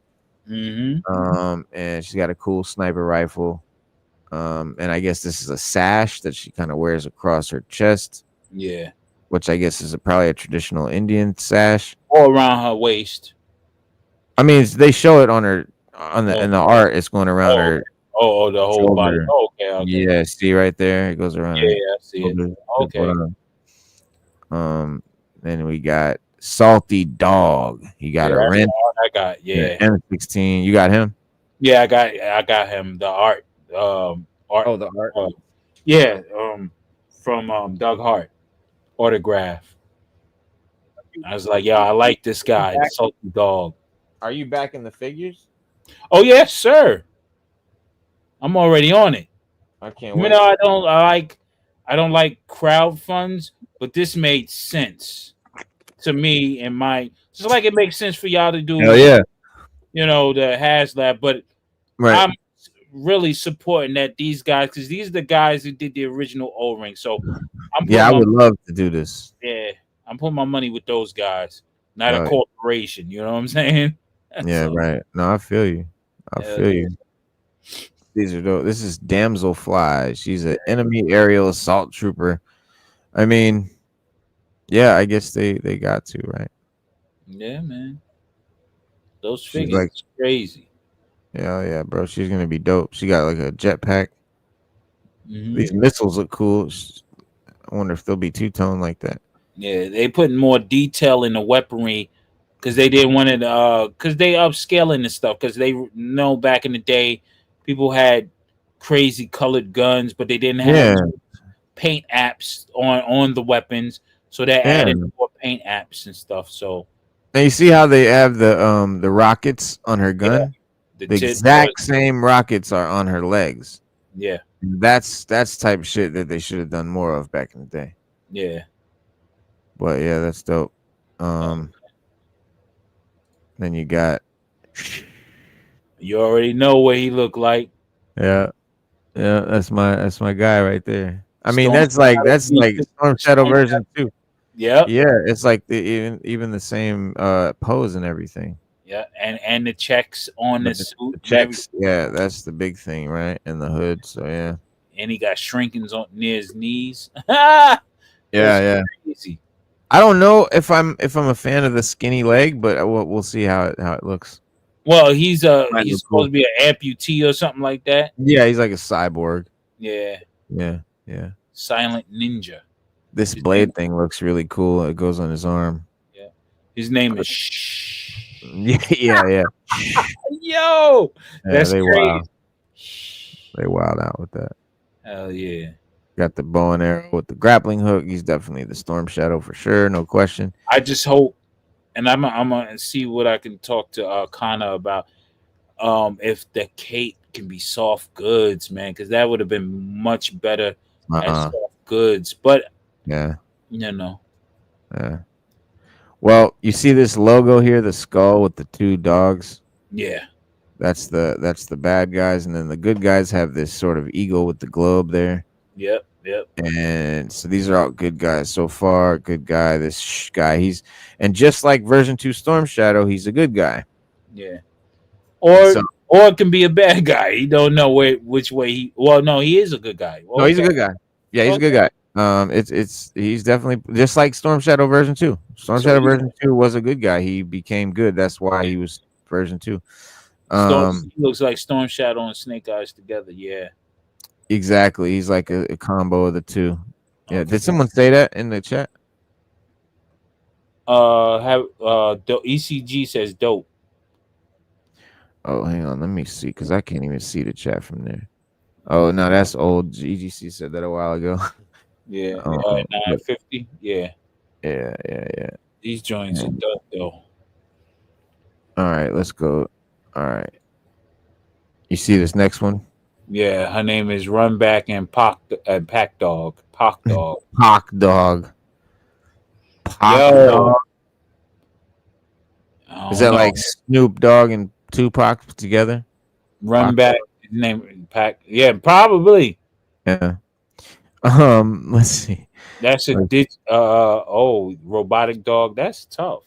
Yeah, you see the robot there, and there it is up there. Like, yeah, it's just like a rectangle with legs.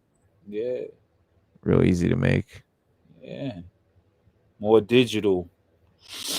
Crazy lights in the front. He's like one of those dogs we see running around New York. Yep.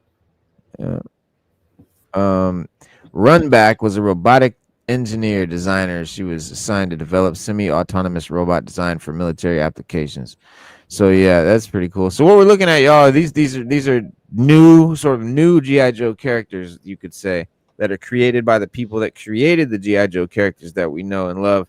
But these are actually not made for Hasbro, not technically GI Joe, but these were just like if those same guys kept doing what they were doing and just changed the name from GI Joe to this. Operation Recall. Yep. That. Yeah. Because you could tell by the card itself is a callback to GI Joe. Look at the sunburst or the flame burst. It's very and you got flag points there too. Yeah, right. Flag points. The card, the file card, all that. I mean the back of the card with the different guys. Yep. This some of my favorite parts of GI Joe's buying GI Joe's was looking at the back of the card and seeing all the other characters. Man, that was one of my favorite shits. This guy Night Raid and Ozzy, a lot of characters with animals and like sidekicks. Yep. A lot of that. And this guy looked like Horror Show from G.I. Mm. Joe, from the Russian the, the tank driver dude. yeah. Well, not the tank driver for G.I. Joe, but the Russian. I keep forgetting. What the fuck they called? Damn. There was a Russian like tank driver. He had a helmet. Yeah, for the Mauler. Yeah, Mauler, right. Yeah, I had that. Russian. I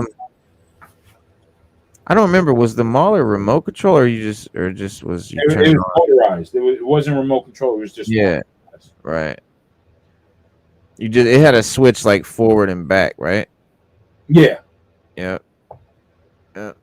Yeah, I haven't seen it. I haven't touched the Mauler since I was, 8 years old or whatever when I had it. He looked like Horror Show from the October Guard. That's what they were called. The GI. Yeah, the October Guard, right? Yeah, October Guard. Russian guys. Yeah. Yeah, he looks dope though. I mean, I'm not a fan. I don't like this big wide body build, and I really don't like this dog. It's too soft looking. He just looked too soft. This dog looks like a puppy, like they got it from another toy line and put it in the Joe line. Like it just doesn't look like it doesn't look like nothing scary. Definitely doesn't look like this picture here, but I guess it kind of does. But without that face, it doesn't work. Like his face needs to be snarling. So if they give him like a snarling growl, that would work. Because then it would be cool that he's like a cute little dog with like a snarling face. That would be cool. Mm-hmm. But he's cute, just cute to be cute.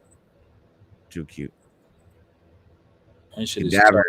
Here's a bad guy. Yeah, Cadaver is crazy. Yeah. His troops.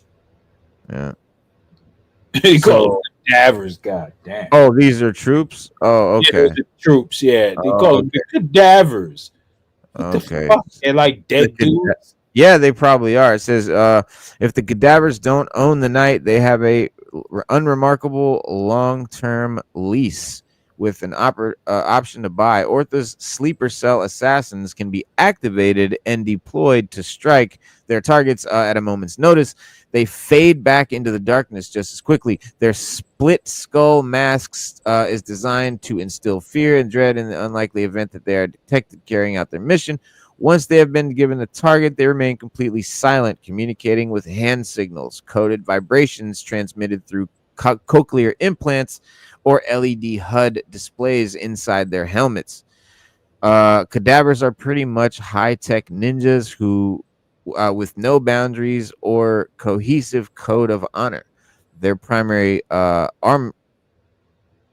armament are silent weapons.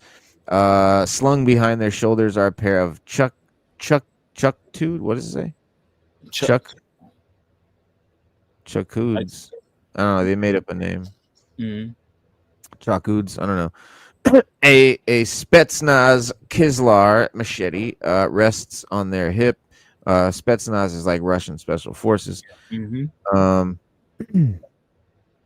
I guess that's up here. That's this little thing here. Yeah. They also have a piano wire garrote that is located inside their tactical web gear and is suspected that they are issued nerve agent and plutonium poison auto injectors. When silence is lost, their suppressed auto 46 is at the ready. 48? I don't know. But yeah, I don't know. I thought that they were going to be undead or something. They look like they're mind altered. Now, do you see how this guy has like goofy ass eyeballs showing through? But the art is just black. Yeah. They should be just black. Yeah. I would like it better. You see, if I got this, I'd just put a dab of paint inside the eyes. Yeah. But honestly, if I got these, I would never open them. I mean, you'd be a fool. These aren't really. They're more of like a novelty, right? It's like Um, they it's a, like I said, a callback to the '90s and the '80s, but yeah, it can be viewed as But a but novelty. instead of $2 a piece, they're 35 a piece. Yeah, so it would be like a novelty piece. We'll see how far they can take it, because Mhm. if they could take it farther, then that means vehicles and stuff like that. But I don't know what Connor has in mind. But I did ask him about vehicles, and they're working on it. Yeah, Uh, I'm sure. I'm yeah, sure they would. so I because mean, they if this works out and sells and everything, then yeah, yeah, that would be the next step logically. yeah, yeah, I just, for me, I mean, you already know why I'm not gonna get them. Like why they don't appeal to me. You already yeah, know yeah, because I don't know these characters. They don't. exactly. So, but it sucks because like I want to because I like them and shit, but as much there's so many figures and there's so many lines out there. Like I mean, for example, I don't know, Monster You know, Force, Valorverse. They yeah, look amazing. They look even cooler than the GI Joe shit, but I don't know them, and so they don't. I don't know. don't appeal. It's Waste of like money. you Yeah, have to have the energy for it, and a lot of times we don't have enough energy for the stuff that we do have. You trying to know, learn. Yeah, trying to become a fan of some new shit. yeah, But that's the only thing. that's one thing. But I don't know. For me, like the reason that I collect is for the nostalgia. Like Yeah, I don't collect for any other reason. mhm. Like for me, if they're not iconic, if it doesn't like jump out at you when you see it on the shelf immediately, you know who it is and everything, and it's like almost like a symbolic thing. Like that's why I collect these figures because like everything up here is something symbolic or in some way representative of something from my childhood or that I just think is cool or whatever. Yeah, So I don't know. I don't get that from no matter how cool the figure is, no matter how dope the art or sculpting or detail is, it can be a hot toy or whatever. If it doesn't, if it's not something I know, to me it's like a stamp. I don't collect stamps either. yeah, I know It might as well be a stamp. It's something I don't collect. I'm not interested in it. exactly. Yeah, it's weird, but I can still appreciate it, just like I can appreciate, stamps, for example, like whatever, like whatever is cool. I can appreciate any collection, especially if some cool shit. Yeah, But I can't collect everything that I think looks cool. exactly. That's why I had to fall back on a lot of stuff because I was Right. collecting everything at one point, and then I was like, "Why am I doing that? Let me dwindle my shit down because I can't." It's like if you're having like five women, you there's no way in hell you can pay total attention to all five. Right. You're gonna have your favorite. You're gonna have your favorite out of Unless you're a Mormon, yeah, and yeah. they all live in the same two houses. And even that you're not paying attention to all of them because they gotta pay attention to each other. Yeah, they be taking care of each other. Yeah, you're gonna have to have your favorites, and when you See- pay more attention to your favorite, everybody else fall by the wayside. Yeah, you gotta have your bottom. Yeah, man. So that's how I Yo, view it. Clanker and Tank, Yeah, Clanker and Tank, yeah. like Ratchet and Clank. Yo, look at the turtle, man. The turtle's crazy. Tortoise. I'm not gonna say turtle. A Tortoise. tortoise, yeah, the tortoise. That's Tortoise. crazy. That's like crazy. how does he jump into action? Oh, he's very slow. He's very, very slow. Yeah, he's really not very useful in that regard. He's like a mounted turret. Like if you just set a turret down somewhere, that's pretty much. And then you could be like, "Yo, turret, like move a little bit to the left," and it could do it. Like that's pretty much what he's good for. Like he's not running, like you said, he's not gonna be running into through the woods and shit. Like in this guy, okay, so he's like a turtle guy. Check him out. He's got armor that's like a turtle shell, right? And he's got the helmet with the turtley stuff on it, and he's very, very derivative of he's a turtle. like their sci-fi. Yeah. He's like it's like a biological version of sci-fi or something. Yeah. Advanced Scout and Galapagos Tortoise. Okay. Advanced scout. You look like you about to bomb fucking Beirut. God damn, a scout. Bitch, he got more firepower than the goddamn platoon. Yeah. Hold on, who else? So of course, dude, every character got an animal, bro. Every character got a pet of some sort. That's cool. I'm That's with it. cool. That's cool. It's cool. I mean, I don't know what it takes away from the specialness because like whenever a character had an animal, it made them very unique. Yeah. Yeah. And it also, yeah, I don't know, but it is cool to come up with because like I'm sure these guys haven't gotten to do this in 40 years, so they've been thinking all the time of characters that they could have made. They probably some of these guys probably thought of these dudes years ago. Like Yeah, 20 true. That too. Scrounger and Luna, logistics and supply specialist. And so he's like the smuggler. Logistics and supply specialist. He's like a drug smuggler with like a Panama Jack hat and a fucking Hawaiian shirt. He looks like he's right out of fucking Miami Vice, like a scene like he's smuggling some shit. Yeah, he looks like cartel. Straight up. Word, and a CNI cat. Mm-hmm. Or a cheetah.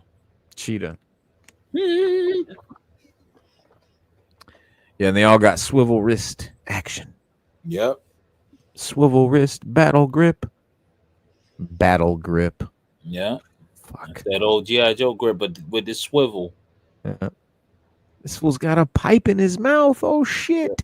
Yeah, he's smoking. What? He's smoking He's got a pipe and a hat, bro. He's fucking dope. I like his shirt too. That shit's banging. Yeah, he's definitely cartel. Word. Look at him, bro. He's definitely cartel, bro. Hell yeah. He's my favorite figure. Yeah. Uh-oh. This motherfucker's crazy right here. These are the snakeheads, another soldiers. These are just like the Hydro Viper, which Classified is going to be making soon, I think. Yep, Hydro Vipers. Yeah, I think Classified is going to drop those pretty soon. Definitely next year at some point, but probably in the next wave or two. And my man got extra hands, G. I love it. The swimming. He's got webbed hands and then fucking hands. You've never seen extra hands in a 375 figure. Nope. So that's new shit.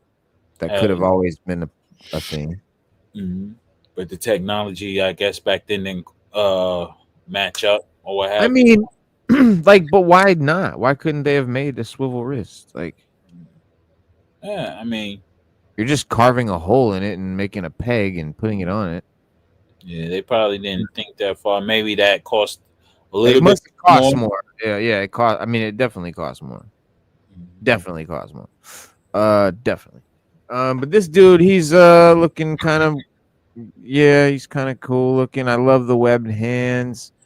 You give me the Creature from the Black Lagoon vibes. Yeah. Which is dope because I like the Black Lagoon. He's got this thing on his back. This manta ray looking thing here. It's like a jetpack in the water, propels him through the water. He's got flippers. Flippers wild. With points. Yeah, they got points. That kind of defeats the purpose. But you know the flippers from the wetsuit that's coming out on Classifieds look kind of weird, kind of weird because it's like they got like a claw or something at the bottom. Yeah. They look cool though. I think it looks it looks cool. Look like they're gonna do the what you call it, like you were saying. Yeah, definitely Hydra Viper. They're gonna reuse them, I think. But yeah, snakeheads. They're obviously some underwater troopers, much like the eel or Hydro Viper of G.I. Joe. And you got Ratello and Homer. I guess another version. Yep, like a Night Force version. Night Force version. That's cool. Oh yeah, Midnight Ops. Yeah. I fuck with that. Night Force is my favorite of all the repaint like things. Yeah, Joe, and then this is definitely the closest thing to Night Force, so that's cool. I would like this guy. I guess that's all they're gonna show. Nah, okay. So we got Breacher and Hellhound. This is what I'm talking about. Now that's a ferocious looking, scary dog right there. And this guy's kind of like, oh, okay. He's got his hat turned back. He's like, yeah, bro, we're gonna breach this fucking place, man. Straight wild rocker type dude. Or we gonna rock like rock and roll and stuff. Let's rock and roll. Kicking the door. Boo. Word. Breacher did 4 years in the SWAT team. Yeah, there you go. See, Covered Fort Worth South Side. Yep, before he enlisted. Master program in urban interrogations and interdictions. He can swing a battering ram, sledgehammer, or Halligan tool with the best of them, but he's also got expert proficiency setting with C4 explosive trains and shaped charges. His weapons of choice are a TAC 12 gauge bullpup located with alternating rifle slugs and double-aught buck, and a SFCL 40 millimeter pump action grenade launcher. There you go. Yeah, he's got a nice loadout. Yeah. These are obviously digital renders. The guns are probably gonna look way better than that. Yeah. I hope. Yeah, but yeah, it'll be cool. And obviously, that's like the Law and Order dog. Speaking of Law and Order, they're about to ship my Law and Order too, or they did already. Oh shit! I'll be unboxing that. The Law and Order dog, I'll tell you right now, horrible. Yeah. The face looks like a goofy ass cartoon. Damn, they fucked up. Dark Reapers. So a lot of troopers, man. A lot of Cobra troopers they're giving us. Not a lot of Cobra like characters. I like the characters more, like Destro and shit. Like the troopers are cool, but like I don't know. How many do we need? Like one. We just need one. But here, so these are like their Vipers, the Cadavers, those are like their, I don't know, they're ninjas. Dark Reapers, Shock Troop Infantry. These guys are cool as shit. Hell yeah. They got the Street Sweeper, Drum, or whatever. Oh yeah, their weapons look high tech. The Dark Reapers are shunned by everybody who isn't a Dark Reaper. That's what it says. They routinely carry out field expedient terminations and violate every clause of the Geneva Convention. They're just bad guys all around. Look at that chest pattern, though. Oh yeah, kind of like a skull. Yeah. And the face, I mean, the skull is great. That's great. Yeah. Let's see. Now we got another bad guy. Okay, there's another fucking troop. I think. Oh no. Core. Yeah. Mizmu Core. Yep. See, another fucking troop. Dude, there's so many troops. There's okay. 1. Let's see. 2, 3. I think 4. 5. 4 so far. 4 and then 1, 2, 3, 4. Yeah, 4 different ones. Yeah, because they want people to army build. Yeah. O-ring guys love army building. Yeah. I mean, that's what when I was a kid, I did want a bunch of Cobra Troopers, man, and that's something we never got. Like, because our parents they didn't understand. They were like, "You already have that one. I'm not buying another one." Exactly. And I was like, "You don't understand. It's a troop. I need fucking 10 of them. You don't get it." yeah. Like 10 of these guys, they're troops. You're not even getting 2. Like, no fucking way. I'm buying 2 of the same. All the same, the regular trooper. I mean, I need 10 to 15 troopers and 2 officers. What? You better be lucky you getting this, homie. Yeah, right. And then even the officer was hard to get because they still didn't understand that it was different. I'm like, he got the silver Cobra. They're like, you got a silver Cobra on his chest. They're like, oh, that's the same guy. You know, so it was hard to get two different troopers even, and so a lot of army builders now, like a lot of older dudes that collect, that's what they do is they're trying to do what they couldn't do as kids, and that's one thing we could never do as kids is have troops, Yep. armies. But for me, I get that as a kid. I don't get it as a collector. I don't get it because I can't display a troop army. Mm. Where am I gonna put 100 figures? Of the same guy? Like that's not gonna look cool on my shelf. I don't get what you're doing with that. If you're doing, like I know, and okay, some dudes do photography or stop motion films, but very few. Most of these guys just collect them all. They have them all in a box, and every now and then they stand them all up on a table and go, look. Yeah, that's why I say it's imperative for people to go to the next level with their dioramas. Yes. All right, the next level is okay. These shelves, you're gonna have to get rid of them and build dioramas, like real nice dioramas. Make Yep. them look great, and Right. let that be your display shelf as well as your scenery. That way, when people come in, you have visitors. They say, "Whoa, what the hell?" It's not a regular bookshelf. It's a scene. You got a scene going down. Exactly. People will be like, "Oh, I can understand you now. I didn't have this when I was little. I always wanted it, so I'm making it now. This is my bucket list." And I believe people will respect that as well. Like they'll look at that and be like, "Oh, so this was on your bucket list?" Yeah, I grew up with GI Joe, and like everybody else know the deal. Like even people who don't collect, they play with these toys when they were little. Right. They Yeah. know the deal. So you It's, see how I did this? yeah, exactly. You can do that to like a whole shit, but like I was thinking about making these bases like Mm, Dusty, like this is like a desert one I made for Dusty. yeah, So like I might have Rakondo will have like more of jungle shit. yeah. That'd be dope. Yeah, I hell yeah. make some urban ones, like just like ones with like, I don't know, a box and like a can or some shit, like an alley. You can make a street, just whatever. Yeah. And that's one that's way to have your display kind of situation and the shelf if you want to do that. Another thing is you can make your shelf into like a diorama, like if you have the cubicle type shelves, Yeah. make that into like a little diorama, a little small little scene. Yep.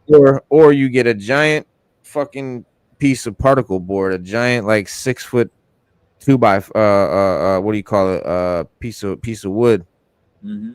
and make a big ass like flat table, Yep. and you cover that shit with the fake grass, and then get the little fake mountains and shit and all that shit Yep. That's all. from the hobby shop, and get the little fake trees and little lechons and all that, little mini rocks and shit. Little bro, it's so much fun just to do that, just to put that shit together. Yeah, that's why my next house I want to get a garage with a loft on top. Because if I get the loft on top, I'm building that shit out to the maximum. Right. That's where I'm gonna do my huge diorama. So when I go up in there, turn on the light, G.I. Joe, have the song. Hell yeah. Motherfuckers be That'd like, be yo, dope. everybody gonna be like, yo, my wife's friends, they gonna be like, yo, your husband's crazy. Word. Yeah, he actually is crazy, but this is his hobby. Keep him from doing crazy shit out in the real world. Okay. Hey. You know, for real, this shit keeps me content, man. I said that shit to somebody. I was like, this shit really keeps me sane. You don't understand. Like this, you rather me doing this with my time and money than other shit. Yep, exactly. Because I can be into some real nefarious shit, but this is the calming agent. This is It's what I'm doing in my retirement, in my gangster retirement. yeah, right. Yeah, it keeps them silver cuffs away. I mean, That's it. Them bracelets. Hell yeah, man. Yeah, but these are a lot of digital renders. Like a lot of these will look a lot better, I'm sure. Yeah, yeah, they will. I seen the paint masters. They looking good. They're looking great. He just got some of his the final figures, the parts and stuff. So he's gonna make a final determination before they go all to paint and stuff, and then soon you're gonna have these figures. Yeah. Oh, this is these are supposed to be African Swahili. Mm-hmm. You see how he got the little scars on his arm, Yep. like the tribes do. Yep. Just like what you call it had on Screwface. like on Black Panther with Eric Killmonger. Oh, I thought you was gonna go back to Screwface from fucking Marked for Death. That too, Screwface too. Yeah, yeah. But I believe it's more of the Killmonger thing because that was him having his kills on him. You know. Oh, I'm sure that this was more. They probably got this from that. They probably don't know nothing about fucking Screwface. Mm-hmm. No, Screwface. Stella dead. Nobody want heaven. Every man want heaven. Nobody want dead. Yeah, but man said, who did it? He said, Stella dead. Who did it? White boy Hatcher. White boy Hatcher. And then he started going White crazy. boy Hatcher. He started Fucking wilding out. It says they have their own secret language that consists of clicks and whistles. Yeah. It is rumored that their initiation rites have a 10% fatality rate. Oh shit. Shit. You might die trying to become one. With their skull-like masks and their reptilian body language, their very aspect is intimidating and fear-inducing, giving them a certain tactical advantage in their first few seconds of a firefight when it's needed the most. The Mzimu Corps feed their Vector 8877 general-purpose machine guns a steady supply of 5.56 45mm ammo from their 90-pound ammo backpacks. God. That's a heavy. Yeah, this is gonna be, when I have it, bro. This is gonna be crazy. You know, when they did this Operation Recall, and I remember at the time, Bobby Valley was saying, he don't believe there's a market for O-rings, but now he's doing O-rings because he got to understand there is a market, bro. It's just that you're stuck in the 6-inch world, right? You know what I'm saying? Yeah. It all started from the O-rings. But there's a huge market. There's a huge O-ring community. There's a huge So he came to his senses and realized that because when you go to Joe Fest or any other shows, they're selling the classifieds, but most of the features are O-ring based. Yeah. The whole Joe Fest was O-ring based, bro. Yeah. It was wild. I was in total overload, bro. Sensory overload. I had to leave. Luckily I seen one of my pals that was there. I walked with him out to the parking lot, man. I'm telling you, I was catching wild anxiety and everything, man. I said, I gotta leave. I gotta walk out, man, before I pass out. I feel you. Yeah. And then I took breaths and stuff like that, and then walked back, and then I settled down. Yeah, man. It was that serious, bro. I believe you. Hell yeah, man. I was turning, my head was turning. I was getting dizzy and shit. I was like, yo, hold on. Let me get out of here. I gotta go regroup. I believe it. Feel me. But you definitely gotta go. You gotta go to Joe Fest, bro, one of these years, man. Yeah, I gotta wrap it up anyway, though, bro. Yeah, we definitely got to do that. That's definitely gonna happen. Joe Fest, cons, all that. We're gonna be doing that shit for sure eventually. Oh yeah, man. It's what you need. Yeah. But yeah, everybody that's still here, man, appreciate you hanging out, and hit that like button and subscribe if you have not. And we'll see you guys every Wednesday and Saturday at 7 p.m. Come back Wednesday, and we should have that Rattler for you and a couple other cool joints that are coming in new joints that we'll be reviewing and unboxing and all that good stuff.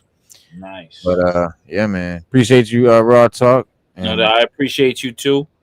And shout out to Stu and everybody. And I'll see you Wednesday. And that by that time I should have everything straight so we can compare the Rattlers. We'll just that. You know what I'm saying? Yeah. I have the old ring, you have the new joints. Nice. All right. Bet. So we're gonna do the comparison live. Yes. All right, y'all. All right, man. We'll see you guys then. Oh, yes, and do not forget, guys. Be water, my friend.